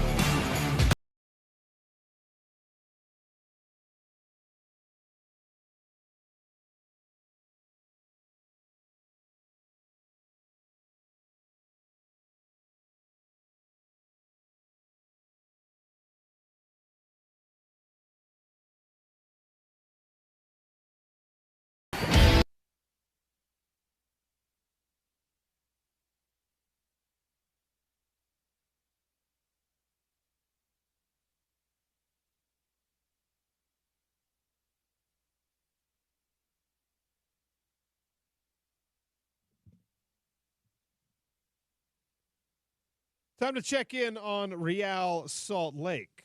Claret and Cobalt back in action.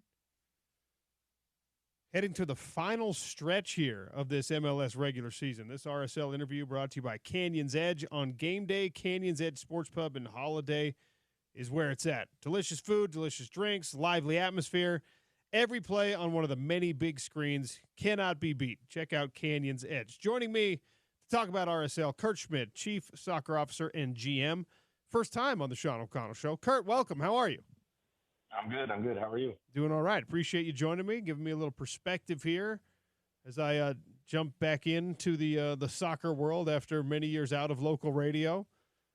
So currently locked up with the Colorado Rapids, 47 points in the standings. They're listed ahead of you, I guess, because of the convoluted tiebreakers or whatever.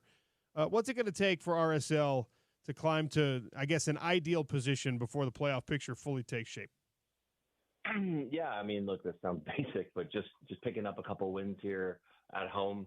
We've got a good schedule in terms of playing games in Utah versus on the road. And as long as we take care of business at home and take care of our business, then we don't need to worry about those other teams.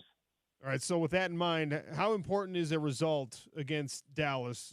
I mean, you're better than they are, so how important is just making sure that it plays out that way?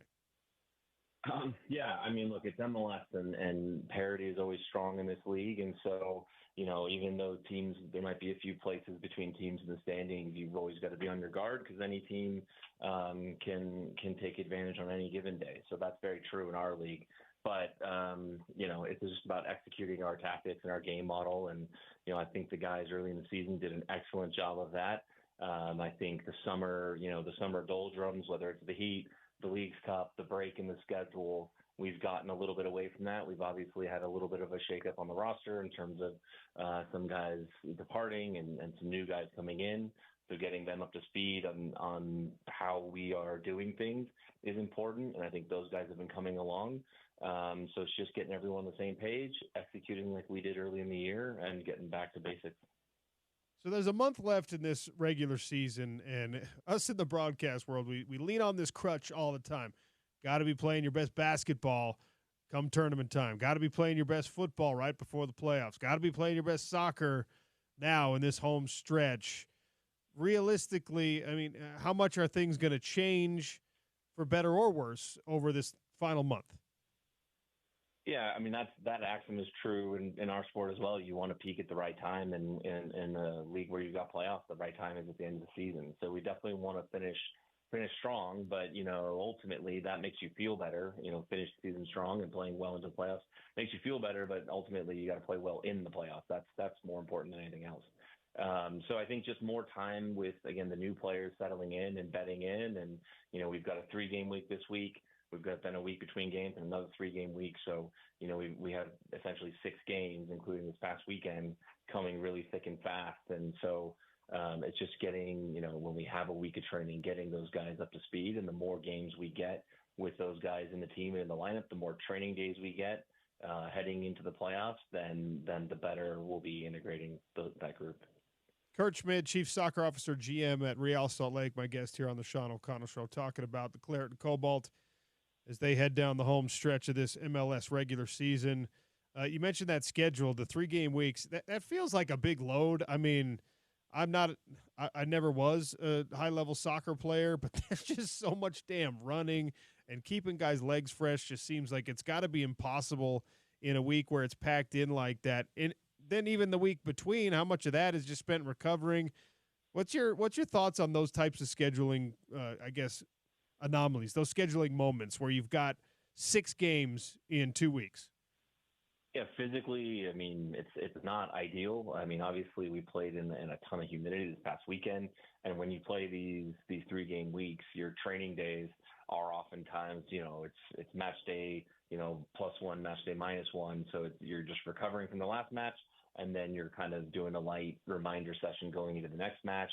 I think one of the things we are happy with in terms of this transfer window is adding to our depth and having some pieces that we can rotate in, and so have some fresher legs that can come into these games, whether it's midweek or come in at the end of a 3-game week when the rest is a little shorter.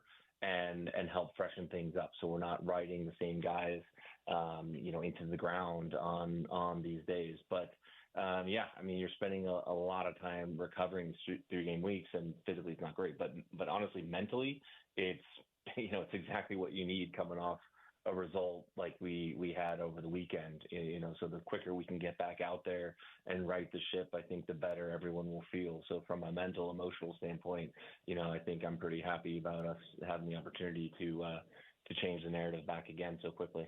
How good is this squad at putting those bad days behind them? The squad, I think, is pretty good at it. I mean, obviously, it's a lot of players, so some are better than others. I think, the staff does a good job of getting them refocused. Pablo does an excellent job of that. So I think our group overall, staff and players, does as good a job as anybody about just refocusing. And, the old cliche of the most important game of the season is the next one. So I think they did a pretty good job of that. And then, like I said, rotating some guys in that maybe didn't play as much this past weekend refreshes that perspective as well. So Chicho Arango led the MLS in goals for a good chunk of the season. I think he's still second. Is there any impact at all on having a guy at the top of that table and talked about and maybe drawing attention because he's a leading goal scorer? Does it affect anything like actually meaningful, or is it just a conversation for fans? I mean, conversations for fans can be meaningful, but no, I think it's good. It affects confidence, right? It being talked about in those conversations is bound to give him confidence, bound to give the group confidence in him. When he's playing well and scoring goals, and he's in those conversations, then everyone feels like we've got a secret weapon, right? We've got something the other team doesn't in terms of a guy who's an MVP candidate, a guy who's pushing for the golden boot.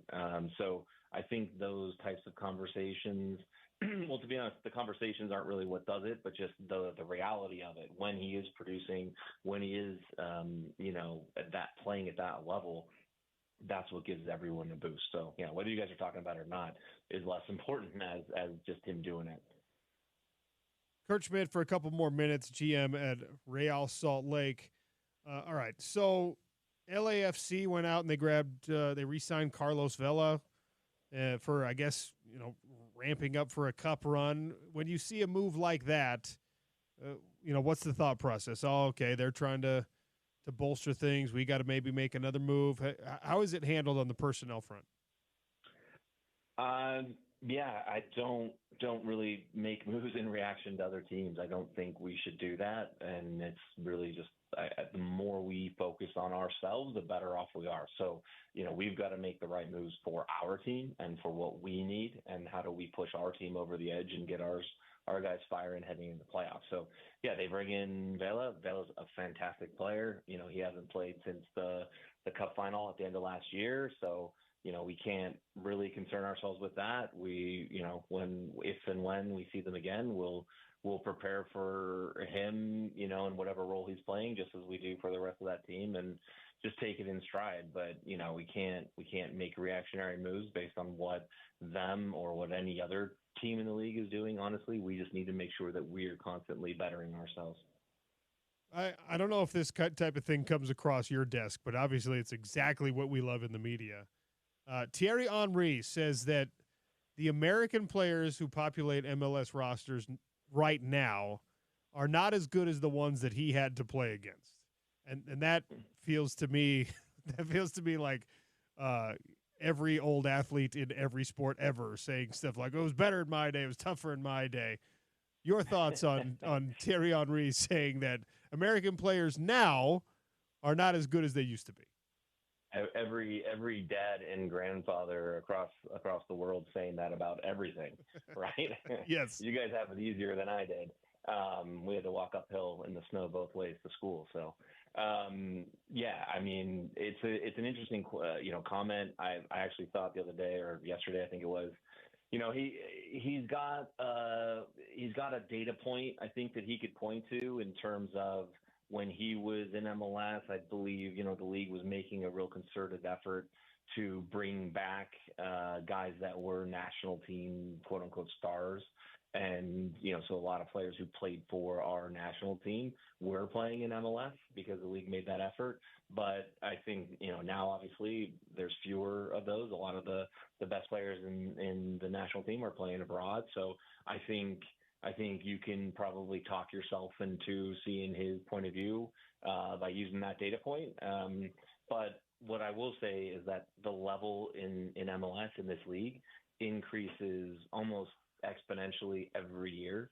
And it's a function of the investment in the league. So more players are coming in. The teams are spending more money on more players to bring them in. Every new expansion team, and we have expansion like every couple of years, really wants to make their mark, and they spend money to bring in a lot of high quality players. So the level of the foreign player goes up. And in order to compete, the level of the MLS player, the American player, has to increase as well. And now you take that down even to the academy, and the level of the academy player, just to get a look, just to get in there, that needs to rise as well. And so I think, it's a real case of the rising tide kind of lifting all boats. And, I think the quality in this league continually increases, which is just bound to increase the overall level of the American player. You obviously have proof of that academy concept on your own roster with guys that came from the homegrown system all the way to MLS All-Star status. Is money really the answer to continuing that trend in American soccer, to making sure that the level continues to – I don't know if we'll ever catch up to the elite European player, but is investment really the key in closing that gap? I mean, for now it is. Soccer is a global marketplace, and so you can go into every nook and cranny of the globe and find people playing soccer, and a lot of them, there's a lot of good players playing soccer. And so, in terms of our league, if we increase investment, well, that just means then we can compete with better teams that are spending good money to bring in quality players. And so for us, yeah, I mean, we can, at this point, given where we are in the global ecosystem, it is as simple as increasing the level of financial investment to increase the level of the foreign players that we bring into the league. Now, the development of the players coming through, the American player, the academy player, that's a little bit more of a lagging indicator, because obviously you can't just, give a 16-year-old kid twice as much money and he's now twice as good. Like that's something that takes more time and takes a bit longer. But, for now, yes, I think we can. Now, when you're closer to the top of the level, like if you're in the Premier League, can you just simply increase the level of player by spending more money? I mean, I don't know. They're trying. I think sometimes they're overpaying, especially for their domestic players. So it's a little bit harder when you're at the top. But for where we are right now, yeah, you can definitely do that.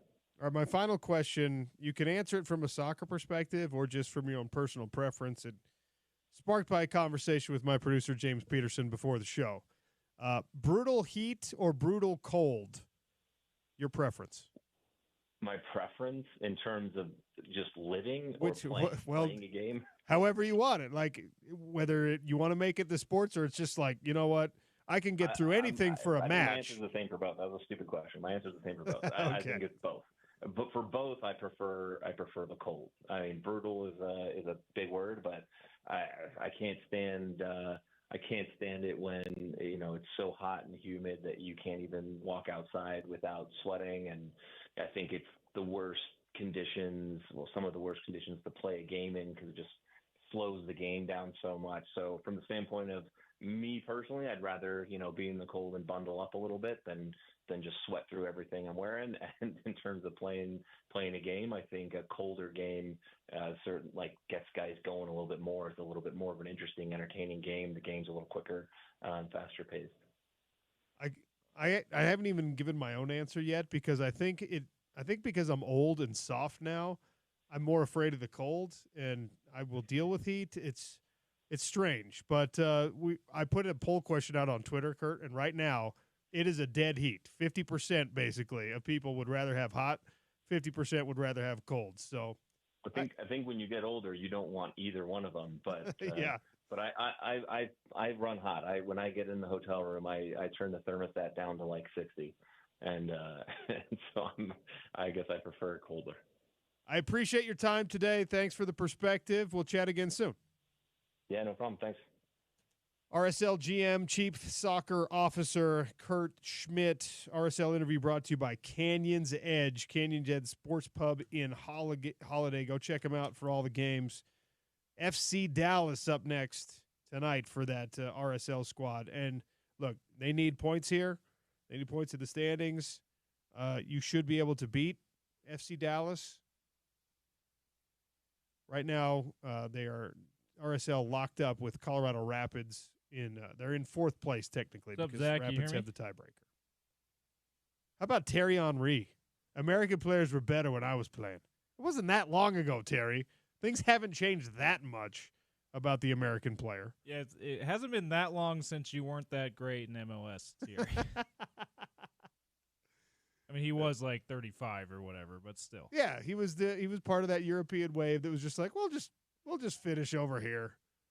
I don't want to have to chase after these young guys in Europe anymore.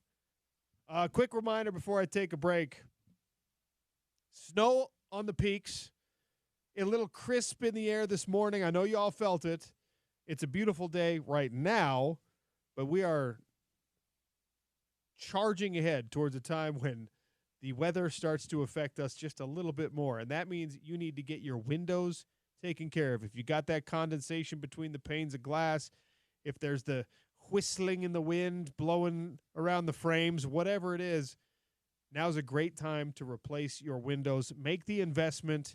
And I know you're like, how am I supposed to pay for it? Well, Advanced Windows has $2,500 off 10 windows or more for any of our listeners, advancedwindows.com. And also incredible financing options. You don't worry about financing your car with a big expense like that. Same thing. Advanced Window Products, it pays for itself half the time with the energy savings because I just got a power bill that I had to go log into my account and be like, hey, what did we do wrong? Why is it so expensive? I know everyone's feeling that crunch with the utilities. Make your house as efficient as it possibly can be. Advanced Window Products, advancedwindows.com. Nate Orchard, Jake Weber, the mayor of Sac Lake City. Come on. Get on the schedule now. $2,500 off 10 windows or more. Tell them Sean O'Connell sent you. All right. No more Woj bombs. We got to talk about that next. Big news this morning in the NBA world. It's ESPN 700, your home of the Utes.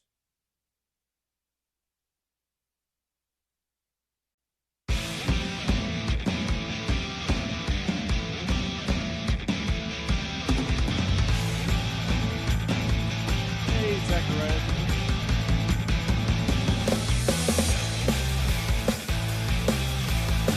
I think I heard James Levels with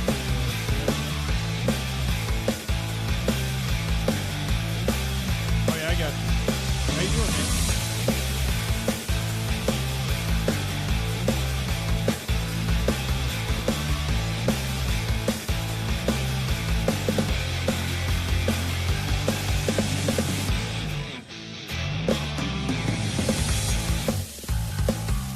Yeah, you're good now. You feeling better?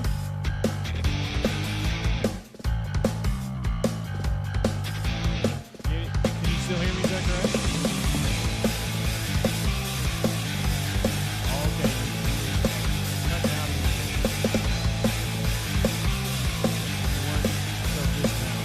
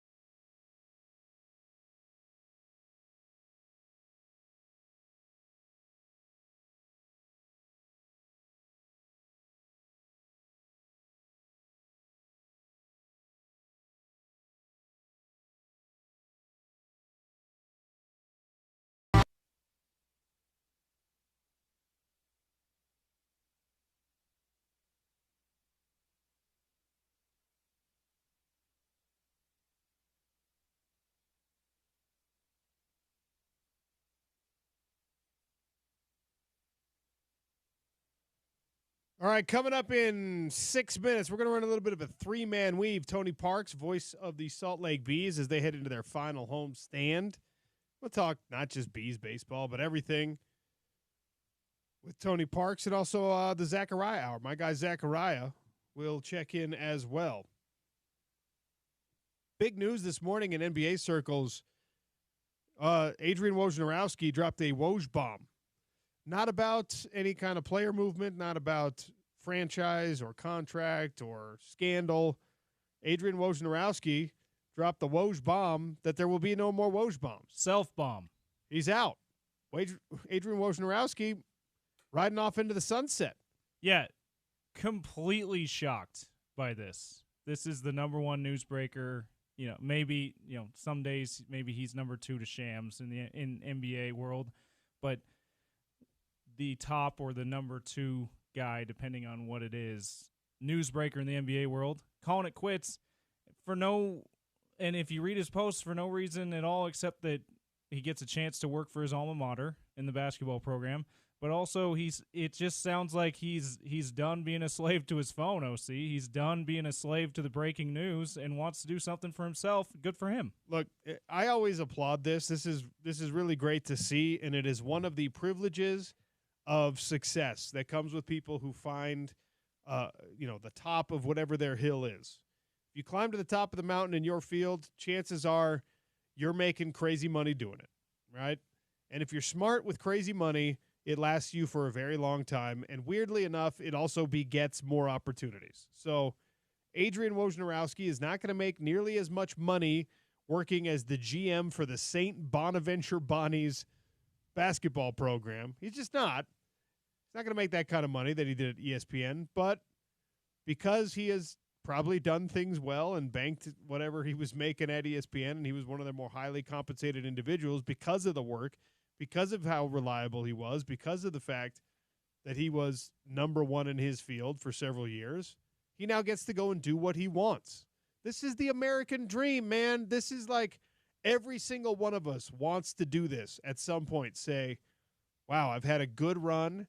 Now I'm going to go work on my passion project. Yeah, and have a little bit more free time with my job. In this case, like that, good for him. Also, does this mean Shams won?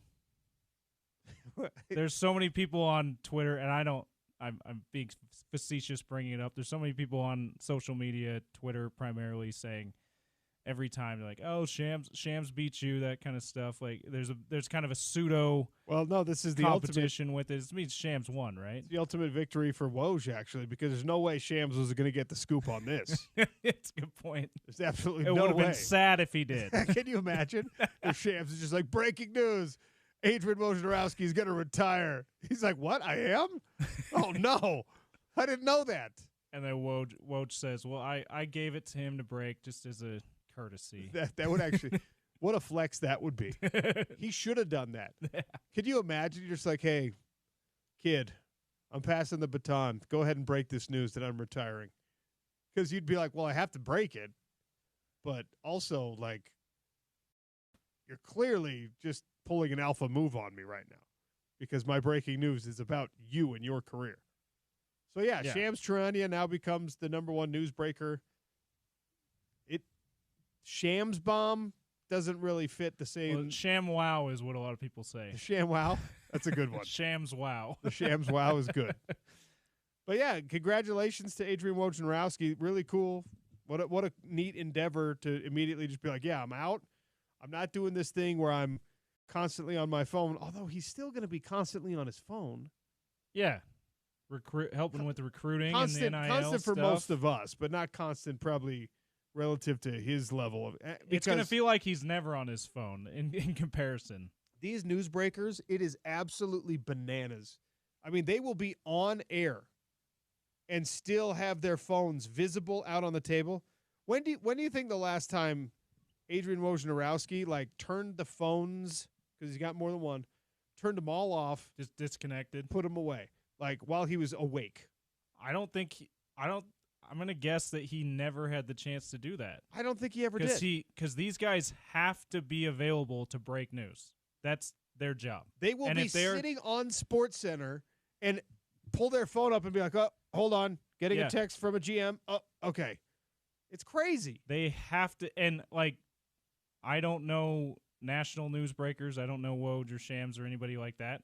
But just some of the local jazz writers tell me, yeah, I haven't had a vacation where I haven't had to bring my laptop ever, like my whole career. And that's just because they have to be ready whenever there's breaking news about a local, like a jazz story or a local Salt Lake City sports story. I can't even imagine what that's like for a guy like Woj, who's covering a whole league and the number one newsbreaker. You know what's also going to be crazy is he's going to be the GM at St. Bonaventure and still getting information that nobody else can get. Yeah. And still breaking news. He just won't be employed by ESPN when he does it. Yeah, he'll be feeding it to whoever ESPN hires Woj in his Bob! place. Good for him. Good for him. Right off into the sunset. Go work for your alma mater. Do your thing. Have some fun. James, if you didn't have to do anything, if the bills were paid, you didn't have to worry about it anymore, what would be that passion project job? Like you go work at the zoo or something? What would you do? Why the zoo? Do I look like an animal person? You look like an animal lover? That's not like an insult. No, it's not. I'm Working just at the curious. zoo would be incredible. No, looking at the zoo would be great. I'm sorry. The tone when I said that was much more aggressive than I intended it to be. Okay, so James, why the zoo? Breaking news, Woj Bomb, James hates animals. All right. No, for me, honestly, it would probably be doing a podcast that I don't have to worry about making money on. All right. Just because I love talking about a sports podcast? Yes, Okay. I love talking about sports. Just having the pressure of having to make money while talking about sports is a little less relaxing. Yeah, okay. That's So fair. I would still try to be talking sports and going to a lot more games and things like that to talk sports just for fun though. All right. I like think. that. I'm kind of a one-track mind. You'll find out. Yeah. I mean, I guess two. What a well-rounded person. Obscure movies and sports. What a well-rounded person you are, James. I know. James, you can do anything with your time. What in I'm the doing world. right now. I'll do this, exactly this. And occasionally I will watch a movie that other people forgot about. Wow. All right. There you are, Peter. It's time for hour number 3. The voice of the Bees, Tony Parks, joins me in studio. My guy, Zachariah, for the Zachariah Hour, joins us remotely. 3-man weave coming on the Sean O'Connell Show on ESPN 700.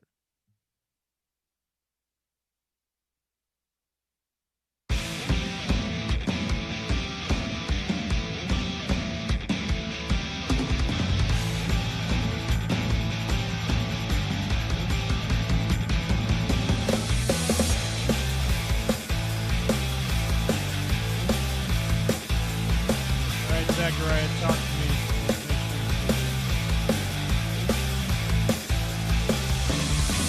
Yeah, I think we're good. We're good. Tony Parks is in studio, so you'll be able to even out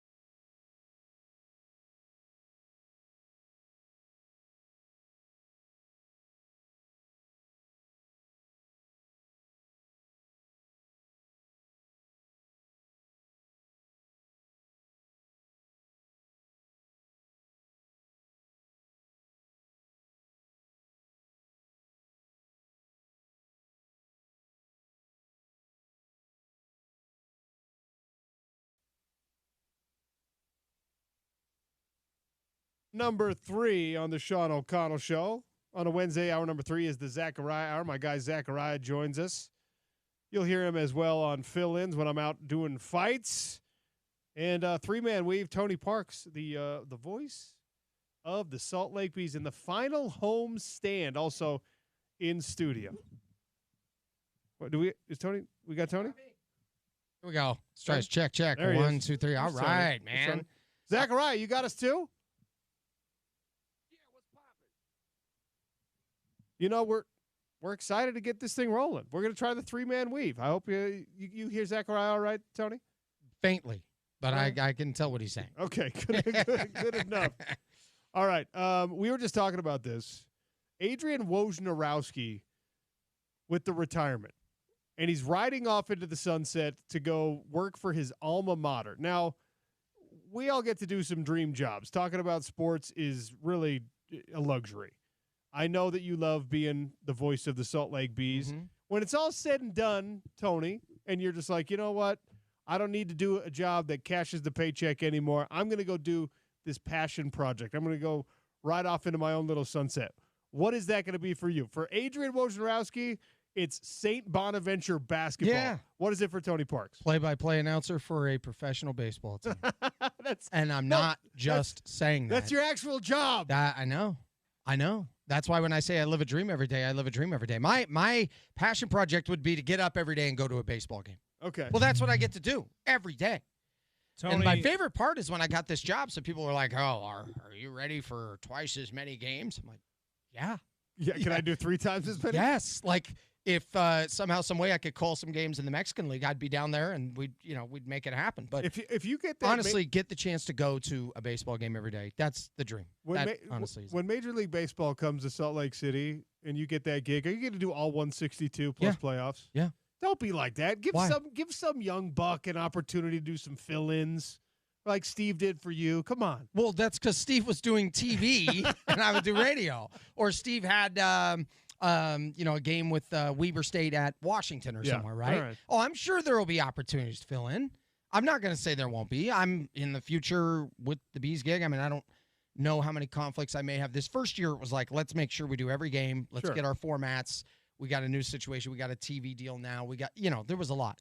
So with the ESPN games and things like that, there's a lot that I'm involved in and excited about. So I got to say, man, like, I pinch myself every day that I get to get up and go to a baseball game. There is no better way to live. So Tony, it's kind of sad that that's my answer. Can I say that I feel very validated by you saying that that's your answer? Because you heard me say that I would basically do the same thing, but with just less pressure, right? All right. This is where Zachariah is an important part of our show, because I got 2 guys who answer the question the same way. All right. My producer, what would you do if you didn't have to do sports radio?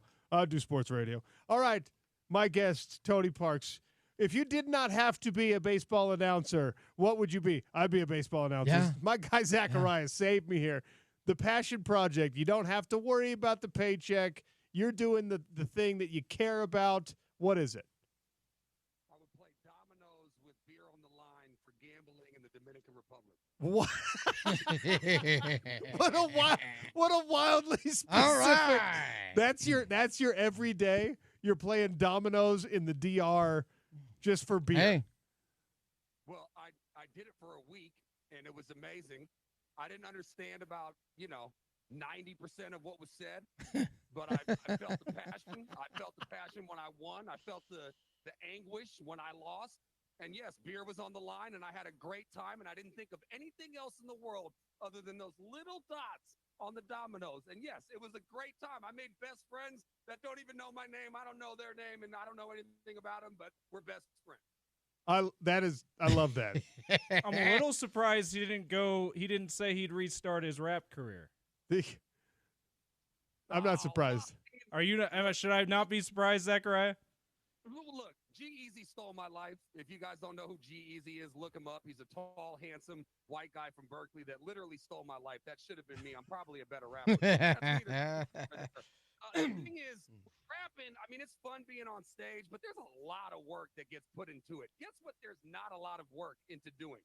Is sitting at a table at some sort of cantina in the Dominican Republic. Literally, I did this for a week. My family was like, "Are you going to do anything else?" And I was like, I went to I swam a little bit. We saw some stuff. I jumped off that thing that the real world rules thing or whatever, that huge cliff. I jumped off that. OC, you would have been proud of me. It took everything in me to do it, but I had to do it. Anyways, you know what I was not thinking about when I was playing dominoes with my amigos? Anything. I didn't Right. think one thing. Right. Okay. So this is interesting. I love this answer because there are a lot of people out there who are like, yeah, I don't want to be on vacation for my whole life. Zachariah, he wants his whole life to be a vacation. I kind of feel that way too. Yeah. Like, where it's what I do, my favorite thing to do when I'm going on a vacation, an African safari. The first time I did it, changed my life. Every time I've done it since, I get that exact same feeling. And it's like that for me with like basically all wildlife stuff. So that would be my thing. If I don't have to do sports talk anymore, if I don't have to call fights anymore, and I love doing both of those things, but if my bills are all the way paid and I got nothing else to worry about, I'm doing like a wildlife show. I'm off traveling around, going on safaris, driving the Jeep, finding the elephants. I'm jumping off a boat on the North Shore looking for manta rays. I'm looking for animals. And I know there are people who do that as their job, but that's also what I do when it's my choice on vacations. So yeah, I want it to be my vacation every day. I guess I would have like a camera and document it and not care if people watched. Kind of like the books that I've written. I wrote them because I love to read and I love to write. Do I want them to be commercially successful? Sure. But I don't think I'd get any more gratification out of it if they were. So I think if I were to do anything other, let's say I had to not do what I'm currently doing. Okay, I should make that the rule for you. Because honestly, if I come in and I'm like, I'd go fishing every day, I'd be lying. I would just be lying. So I'm not gonna lie. Okay. So if it wasn't that, I think I honestly would do bunch of stuff in terms of storytelling with like audiobooks and stuff, like creating them, having them written as well, but actually let my voice tell the story with sounds and inflections and let people actually feel the scene and create the scene in their mind. Like I love to create the picture at a baseball game. Have you ever done that? Have you read an audiobook and you've done it? You've effectively voice acted? Yeah. And then did different voices for each. I mean, like I can impersonate broadcasters and different people in sports and things like that. But I can also then do it for, say, if I were to create a character, I love to actually create the thoughts. What does his voice sound like? What is his tone? Like, what does he sound like when he's anxious? What does he sound like when he's upset? What does he sound like when he's trying to get something from somebody to finalize a decision? Whatever it is. I love taking myself into what they're experiencing and let it sound that way through the story. Okay, so voice actor, effectively, for Tony Parks. Yeah, but to actually craft the whole story too. Yeah, but to write it all. Yeah, to write it all and then do that. Yeah, James, you can't. That stuff give takes a sports time. answer. By the way, that stuff takes like a lot. And to your point, this is where I think what you just said was awesome. If the book sells really well and it does, that's great. But you get the same gratification just to be able to write it, to have it, to know it's yours, for your kids to be able to look at it in the future, to just kind of have it be something you left this world before you go. The only two people whose opinions I really, really, really cared about when I gave them my book and said, read this book, for both the first one and the sequel, were my parents. Because my parents are the ones that made me love books. And so, like, if they would have come back and be like, I hate this, I would have probably been bothered.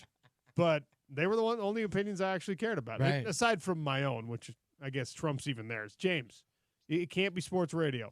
You're Woj. Fine. You're Woj, and you're dropping your own Peterson bomb. Self-bomb. Okay?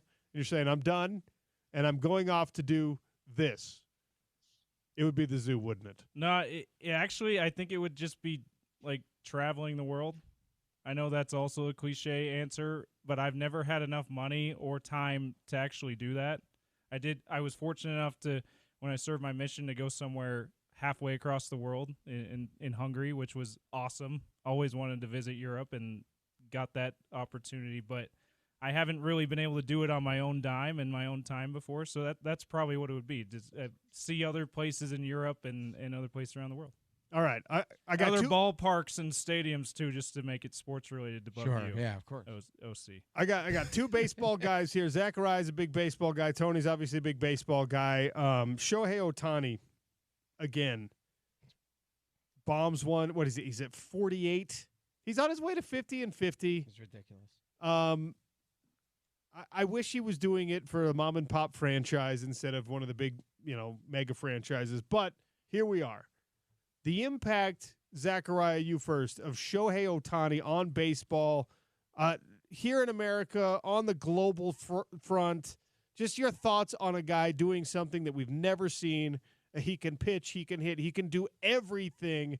And we are 120 years plus into the history of this great professional game.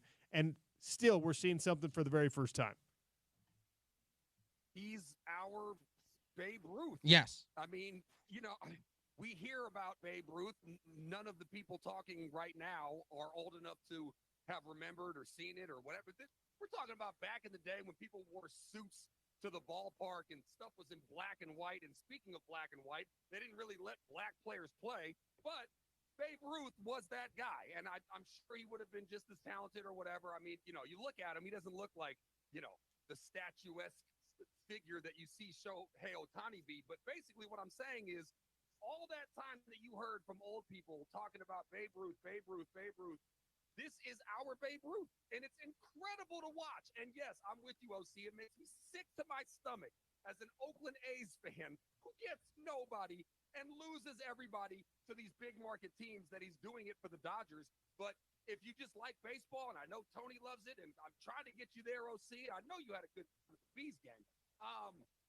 That's what we're watching. We are watching a 2024 version of whatever 1900 year Babe Ruth played. We're watching Babe Ruth in real time. People are numb to him, and I think that's sad because in this day and age, we should have so much appreciation for just how good he really is. He's so smart, so versatile, so explosive. He's the guy I would pay the most amount of money to see.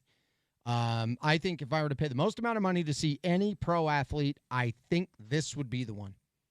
And Tony, sorry to interrupt. Yeah. He's not even pitching right now. No. Wait till next year when he's pitching. No, I mean he still is not even flexing the muscle as hard as he can, and he's this dynamic, this explosive, this historic. I think he will go throughout his entire career. We will not fully appreciate him, and we need to just love the fact that he's there. I don't even care for the Dodgers, but I'll tell you right now, this guy, I can't get enough of him. Just can't get enough of him. So. Tony, he's fast. Forgive me, I don't know the numbers on Babe Ruth's stolen bases. Nah. Stolen bases as well. Babe Ruth was drinking a six-pack in the seventh inning stretch. No, this guy is the complete package, and I think it's really, really sad because even if either they take their hate for the team or their hate for the fact that he left the Angel, whatever it is, or just the fact that we live in a world right now where somebody has to find something negative all the time. I actually was sitting with a member of the staff on the bus one day, and he shows me an article, and it was a negative article about Shohei Ohtani. And he was like, man, if we got to find negative stuff to say about him, we can't say anything positive about anybody ever. And he was like disgusted with it. And I thought to myself, yeah, that's where we are. Caitlin Clark, awesome. Nope, got to find something negative. Got to find something negative. Got to find some way to, step all over it. It doesn't matter who it ends up being. Tony, what was the thesis of the negative article? I want to say there was something about I forget exactly what it was. Something about a limitation that could come back to hurt them in the playoffs. And I remember him showing me the headline, and I just shook my head going, this is like a month and a half ago maybe. So I just remember sitting there on the other aisle of the bus, and he's like, can you believe this? This guy's going, putting up numbers that haven't been seen in forever, and is 40 and 40-something. And he's like, and we're not even done with August. And I remember him saying to me, this is so pathetic. It was Alonzo Powell, the hitting coach of the Bees. He was like, I can't believe that we're going to find something negative. It was about, could this come back to haunt them in the playoffs? And I forget what it was. Let's see if I can pull it up. Anyway, I remember sitting there thinking, yeah, this is where we're at. This is where we're at. So I don't think we're going to fully appreciate him. No, we won't. All right. I put a poll out today, and Zachariah, your answers to this is going to be different because I don't know what it's like for everyone. When you're a sports fan, you develop this allegiance for your team, but you also probably have some kind of affection for the building that team plays in, for the stadium, for the arena, for the whatever. And that has certainly been the case for me in my life. I put a poll out today. Which Salt Lake City sports venue has provided you the best overall experience? And that's factoring in everything, all right? The reason I did this is because I knew Tony was going to be on the show today. And I put Rice Eccles, the Delta Center, Smith's Ballpark, because the Bees are in their final homestand this week at Smith's Ballpark, and Rio Tinto or America First, where the soccer team plays. Mm-hmm. For me, and this is probably weird for people, for me, Smith's Ballpark is the answer to that question. My overall fan experience, my overall, I love this, the best experience has been Smith's Ballpark, because I've been going there for 2 decades now. I would walk up and grab the $5 general admission ticket when that was a thing, and you don't have to worry about parking. You don't have to worry about getting there is easy, getting out of there is easy. You don't have to worry about a lot of things. And yes, it's AAA baseball, so you're not as emotionally invested. You're not dying because of the result one way or another. And just, I can think of so many nights of sitting there and enjoying a beautiful evening, the sunset over the mountains, and cheap concessions food. Right. I loved it. I love Smith's Ballpark. I've had super highs at Rice Eccles Stadium. I've also experienced some low lows. And I'm not talking about as a spectator. I'm talking about as a member of that team realizing I don't belong here, and if I want to play, I'm going to have to transfer, and I'm not the player I thought that I was in high school. Those are low moments in your life. So Rice Eccles, although I love it now, I had a complicated relationship for a long time. Delta Center, we've had good and bad. Rio Tinto, good and bad. For me, it's been Smith's Ballpark. Rice Eccles is winning the poll right now. But, Zachariah, you live in the Bay Area, and there's some iconic arenas there. Which one has provided you the best times? Up here in the Bay? Oh, Oakland, come on, man. The Oakland Coliseum, and it's not even close. First of all, East Bay resident, get that straight. Northern California, got to cross a bridge to get to San Francisco. Yeah. Okay? So let's just make sure that that's very clear. Now, the Oakland Coliseum, keep in mind, I was a kid. I've got a baseball card of when I played for whatever. I was 7 or 8 years old. On the back of it, it says, favorite team. You know what the answer was? Oakland Athletic. Favorite player. You know what the answer was? Mark McGwire. I was born in 83. 89 is when we swept those lowly Giants out of the WODA when the earthquake happened.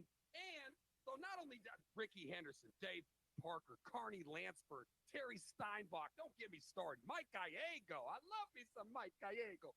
Anyways, then I go into the era where I had the big three. Now, they didn't win a World Series. I don't want to talk about that. But let's just say that there was many a times where when I was at Berkeley High and I would cut school, take the BART, and go watch a day game at the Coliseum, it was cheaper. It was better. The people were better. The teams were better at that time. Now, the Giants had their little fluke run of 3 or whatever.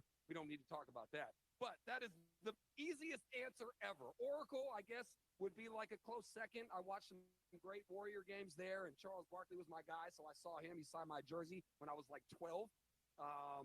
And so that would be like a close second. Candlestick Park I've been to. I went to actually the last game officially that was ever played was Joe Montana versus Dan Marino at Candlestick Park. Wow. Blew that thing. So I went to Candlestick. I guess that's in the running, but no, without a shadow of a doubt.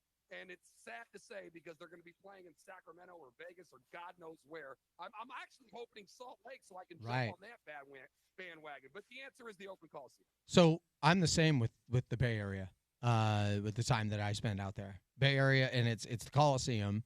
And the reason why is, okay, I stayed away from the concessions at that ballpark, but the parking wasn't crazy. The tailgate was unbeatable. All my friends out there, big tailgate. You had plenty of space. We'd always be right by Gate D, and we would set up, and that was the way to spend, from 10:30 in the morning until right before first pitch.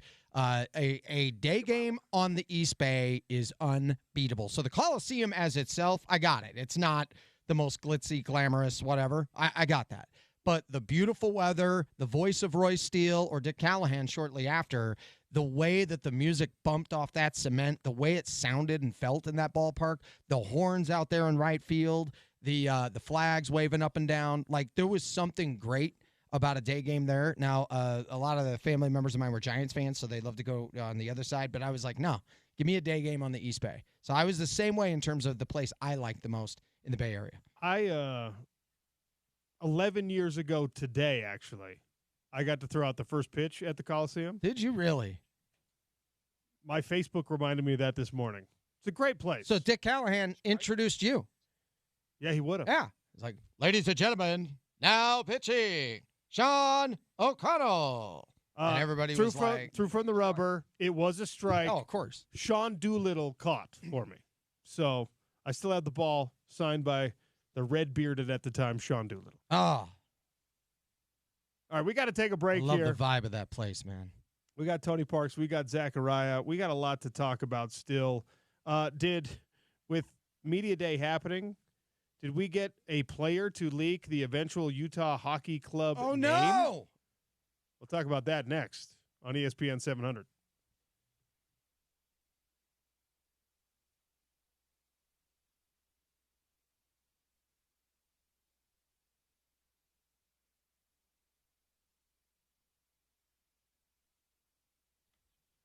Hey, Zachariah.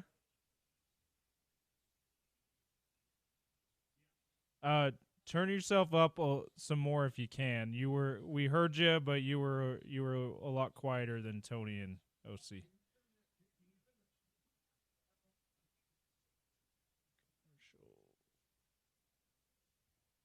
Okay, can you hear me better now? Okay, turn yourself up some more if you can. Was it? Okay, and I've got you all the way up on the board. I don't know why you're a lot quieter than OC and Tony.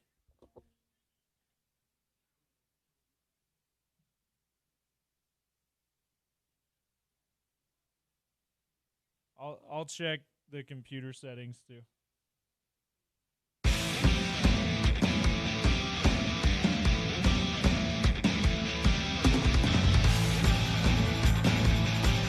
There we go.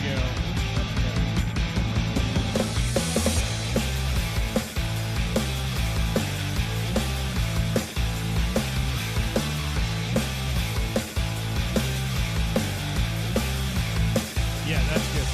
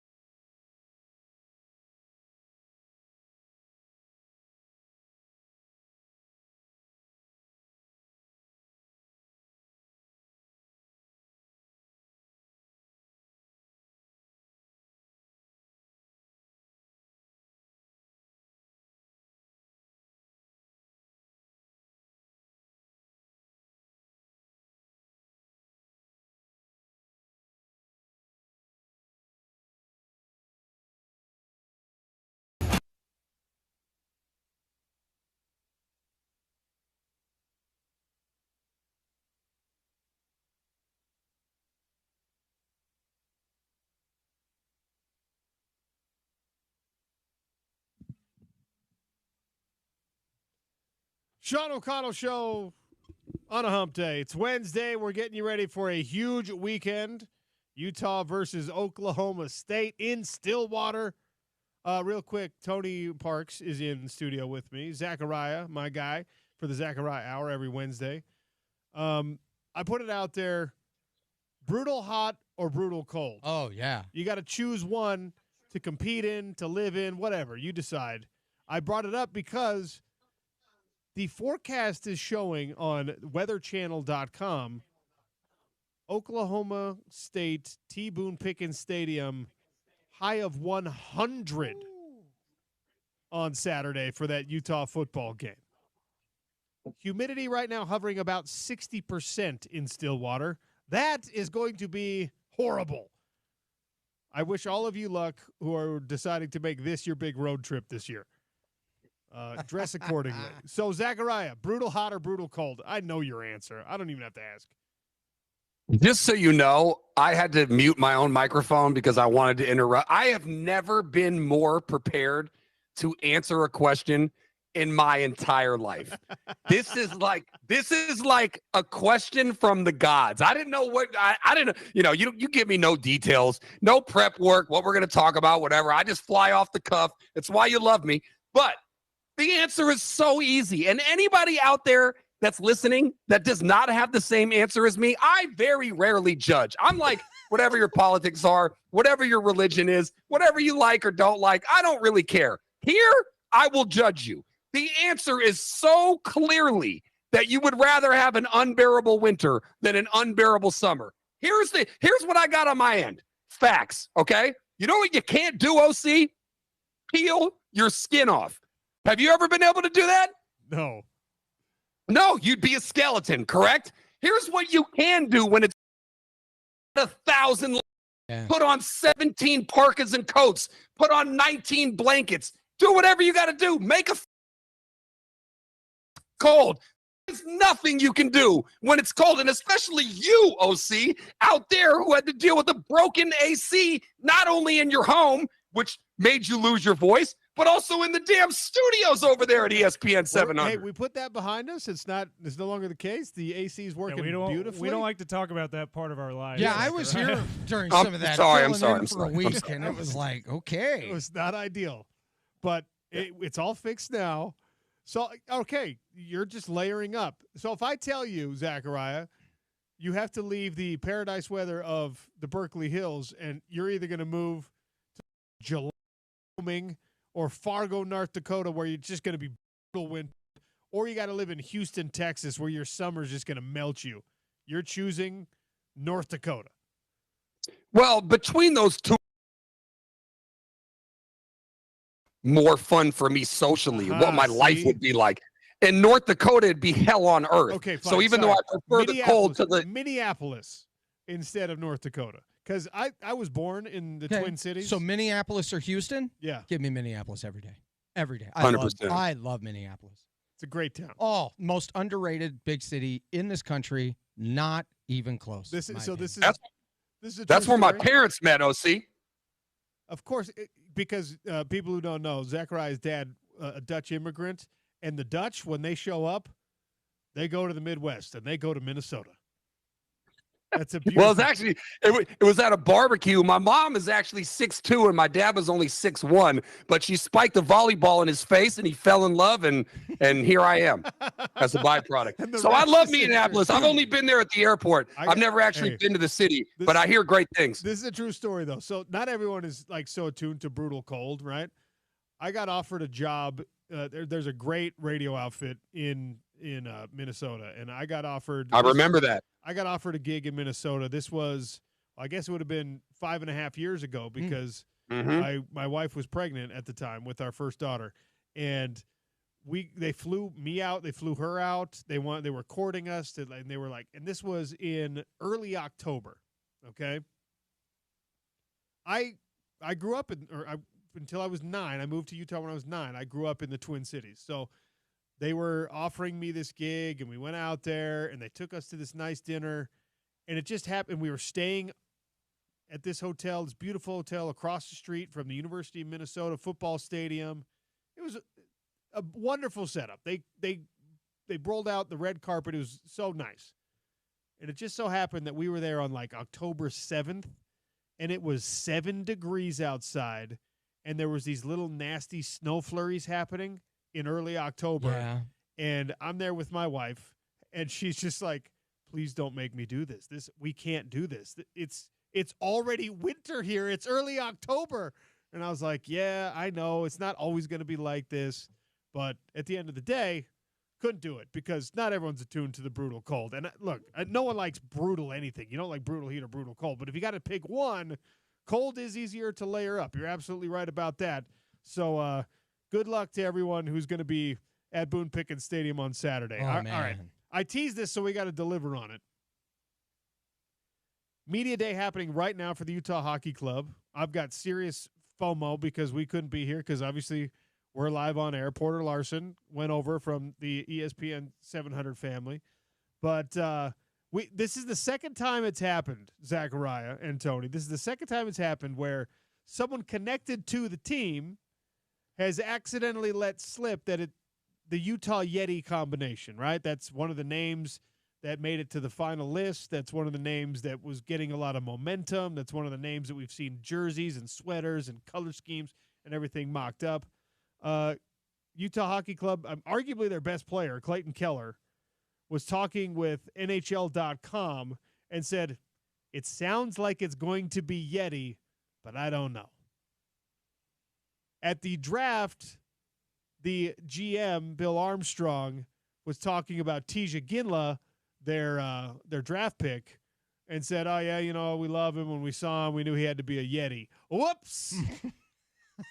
So where there's smoke, there's fire, Zachariah. Does this mean it's going to be Utah Yeti after the initial season of Utah Hockey Club? Should I just start buying up domain names now so I can cash in on Yeti? 100%. I mean, look, you can only keep something a secret for so long, right? I mean, my guess is everybody in the building knows that it's going to be Yeti. Everybody's doing their best not to say anything or to announce it or whatever. But sometimes when nobody more guilty than me on this entire planet on my 40 years on this earth of being guilty of letting something slip when you're just having you could try to be guarded all you want. Once you get comfortable and you're in like a casual conversation, stuff's going to slip out. It's happened twice. Just like Janet Jackson's, at the halftime show, it's out. I didn't say anything. I'm just saying with Justin Bieber and Janet Jackson, I'm just saying the cat is out of the bag. 100% it's going to be the Yeti. All right. Just lean in with it. Just go with it. At this point, your Utah Hockey Club this year, you're going to be Yeti next year. It's been out. Player talked about it. GM talked about it. Just go ahead and lean in with it and then spend the season building how you want the logos to be. Hey, here's 5 logos. You, the fan, choose. This is what needs to happen because the name, they did the whole fan selection for the name. I think that if you go all the way back to like the genesis of this thing, Ryan Smith, when it became clear he was going to buy the Coyotes and people were just like, let's call it this, let's call it this, let's call it this. He was interacting with people on Twitter, and Utah Yeti came across his desk, so to speak, and he was like, ooh, I like that. He's the owner of the team. He just spent $1.3 billion. Right. And he's like, I like Yeti. To be honest, it's the one I like the most. And it's the one I like the second most. And I'm fine with it. Yeti's cool. I worry about the branding with the coolers, and when you go to Yeti.com, you're going to the coolers, and you're not going to an NHL team. It's fine. It's fine. Get a partnership here. But instead of now trying to crowdsource the final decision on the name, because clearly you've already made it, logo design contest all day long, all right? All of you talented graphic designers out there, you've heard a GM say it, you've heard a player say it, you've seen the owner thumbs up at the very least with the Yeti. So now get on it, and here we go. Let's find the coolest mascot, the coolest logo, because I've seen some that are incredible, and I've seen some that are not so great, and I just want it to be cool. But that's all a part of it. So you get a whole season to do this now. Yeah. Like, you got to see this as your next opportunity. Yes! You got to see this as your next opportunity. To me, that's your next opportunity. You have a social media campaign with it. You have all this different stuff. Hey, would you like to sponsor this? Because we're going to put a lot of attention on it.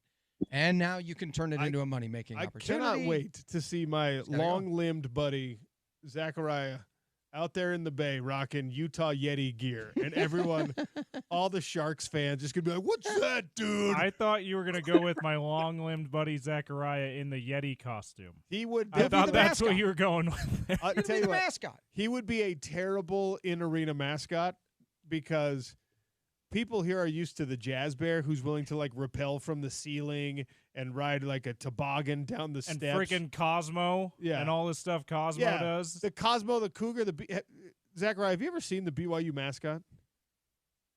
No. He's a man. You got to Google Cosmo BYU. Is he Cosmo Cougar? What's his full name? I think it's Cosmo Cougar. Cosmo. I'm not exaggerating when I say that Cosmo is the best athlete on the BYU campus. No, I don't. Well, that's kind of like that's kind of like Poor Thunder. Okay, I'm going to really dig deep into the archives here, so forgive me. But the Warriors, their mascot used to be this guy named Thunder because there was a lightning bolt for the Warriors. Yeah. Then the Sonics were stolen from Seattle. I don't know why I hate that so much, but I hate it. And they went to Oklahoma City and became the Thunder, and poor Thunder lost his job. But that guy, I swear to God, that guy could have been like the 10th man on the Warriors bench, especially when those Warriors teams were so bad. Yeah. That guy was so cut. Anyways, and then he was out of a job because the Thunder became the Thunder. He would have had 4 or 5 starts. Yeah. That's how Cosmo is at BYU. Like, when they all right, I'm Googling him right now. They have Cosmo do like hip hop routines with the dance team. Cosmo's the best dancer. They have Cosmo like running out onto the field with the team. Cosmo's the fastest guy running out of the tunnel. When it's time to do some like insane stunt, it's Cosmo. So Zachariah, can't. Oh, I see him. I see him jumping through I see him jumping through a ring of fire. The wildest one I've seen is when they stack a bunch of tables on top of each other. You've seen this one? Mm-hmm. They stack like a ladder of tables, and he does push-ups, explosive push-ups from table to table to table to table. Cut. It's like what? Oh yeah. I just saw that. Like he's another level. I can't even do a normal push-up. He's the best athlete on the campus at BYU. So, wow. So yeah, we need the Yeti to be at least that good and just with wild hair everywhere. I want the How Yeti. tall is this guy? He's doing push-ups with tires on his back. If Cosmo was like 6'3", 250, be an NFL player. Cosmo's a little undersized. He looks really tall. Is the personality for the mascot? Because I'd love it to be along the lines of Gritty. Right? I was Flyers about mascot, to say the same kind of thing. along those lines. That to me is like the perfect personality for a mascot. Got a little Chris Farley in him, right? Got a little bit, with who's the mascot that a little Will Ferrell? Yeah. It whose mascot is it? Is it Western Kentucky who's got the mascot's got like the huge mouth? Yeah. And will go and eat people? Yeah. That's what I want this It's Yeti like to a be. red ball with a huge mouth. Yeah. I want awesome. Hilltoppers. I want the Yeti to be able to consume people that are sitting in their seat. Like the mouth opens up and then the person disappears. That's the coolest mascot bit out there. Instead of medieval hell mouth, it's modern day hockey mouth. Is that what we're calling it? I don't even know what that reference was.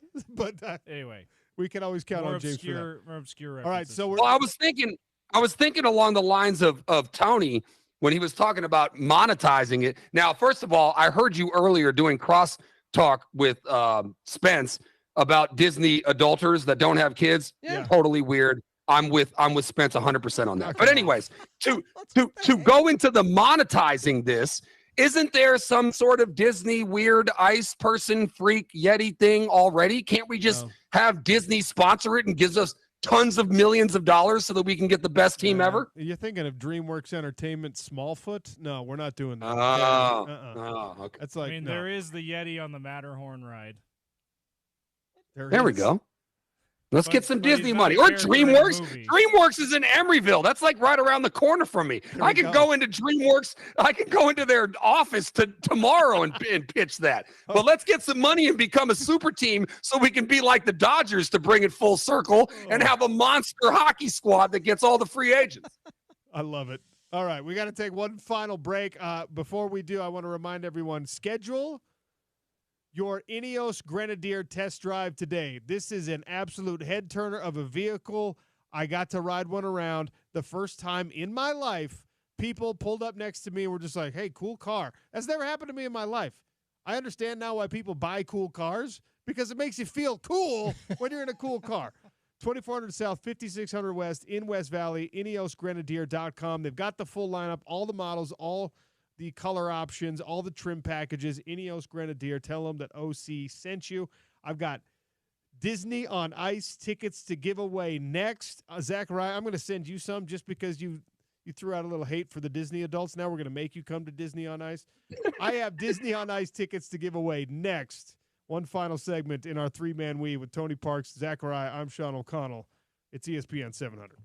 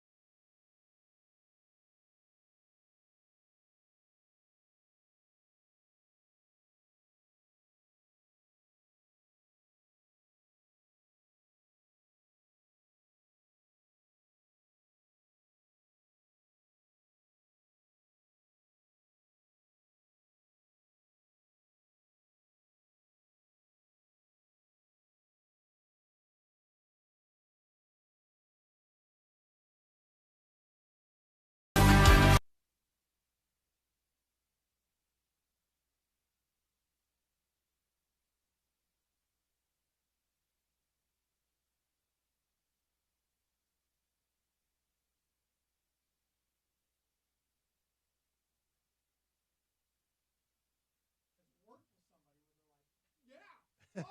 You know what I mean? They're like, yeah, I remember him. Everybody believed in him. All right.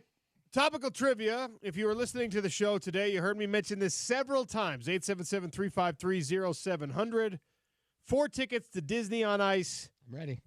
November 7th at the Delta Center. Little family 4-pack for you at 877-353-0700 on the Dish Pros text line. If you can answer this question, Oklahoma State, heading into the matchup with the University of Utah, is ranked where in the Big 12 Conference, specifically in pass defense?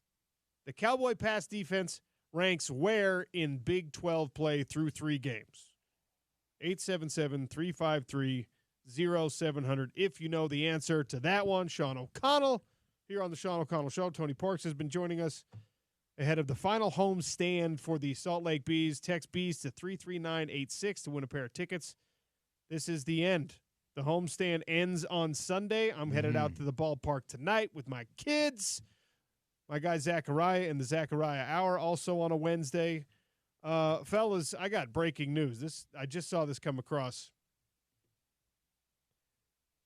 BYU is wearing throwback uniforms for their game against Kansas State. Yeah. They're the beautiful all-white jerseys, the all-white helmet, 1996 jerseys. It's a throwback. And because there's a lot of white on this uniform, they're doing a special edition Cougar Tail, vanilla Cougar Tails. Now, Zachariah, you have not yet been to Provo and LaVelle Edwards Stadium for a game. The Cougar Tail is a foot-long donut, like a maple bar. You can also get it as the bun on a bratwurst, which is just an absolutely delightful treat. Typically, it's maple frosted. They've done, when they do the black uniforms, they do the chocolate ones. And this weekend, they're doing vanilla Cougar Tails. Special edition. That sounds like something that tickles your pickle and not so much me. I'd take a bite or two and be happy. You would probably be all in face first, and then, you'd be in a food coma for like an hour. Correct. I would eat the whole thing. Where you stand on Cougar Tails, Tony? I'll take a maple bar. The vanilla one, no thanks. But I'll take, yeah. You guys. Give it a shot. Special edition foods get me every single time. Yeah. The stuff you like to try. Stuff you like to. So Cougar Tail, yes. I've actually never had one yet. Every one of those. Oh, God, are you one of those guys, OC, when they release all of the new foods that are going to be available at different football stadiums? You're like all over that article? Yep. Yes. Oh, God. I love it. Where it's like a sombrero made out of tortilla chips with nachos and yes. Oh, God. Frankenfoods man. When you get like that's why they write those articles for people like you. People like me write those articles. Yeah. Yes, I love it. And you're the first one in line. You're ready to go? Absolutely. Nothing wrong with that. I'm the last one in line. I'm good. Give me a brewski. Give me a brewski and a hot dog, and I'm good to go. There you go. Honestly, this dude eats chicken fingers, hot dogs, and quesadillas, and that's about it. Yeah, Tony, you don't know me well enough. We haven't broken bread yet, but you'll know that if we're at a restaurant and it's like a nice steak restaurant, my eyes will just not on purpose. It's just naturally they will go to the kids menu, like, and I'll see do you guys grilled. Have the mini I'll see corn dogs. Yeah, I'll see grilled cheese. Yes. Chicken tenders. Yes. French fries. Yes. Everything on the kids menu is everything that I want. I could eat from the kids menu if it was legal, but they say it's only, 10 years and younger. So oftentimes I can't get it.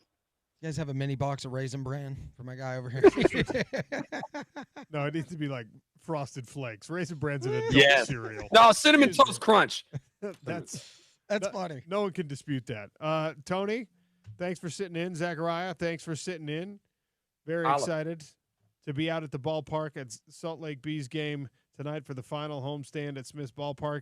I really mean it. If you have not scheduled your test drive in an Ineos Grenadier at Warner, you need to get that done today. 2400 South, 5600 West in West Valley. It looks like a G-Wagon. It's half the price of a G-Wagon and twice the actual off-road performance. Okay? Unbelievable vehicle. Go test it out. My guy Porter, who's the producer on Spence Checketts show, he's going to be riding one of those Ineos Grenadiers soon. That's a man who lives and loves the mountains. All right? He's the kind of guy who actually needs an Ineos Grenadier. I hope I see all of you at Smith's Ballpark tonight. Stay tuned for the Drive with Spence Checketts. That's the Sean O'Connell Show for today. Good night.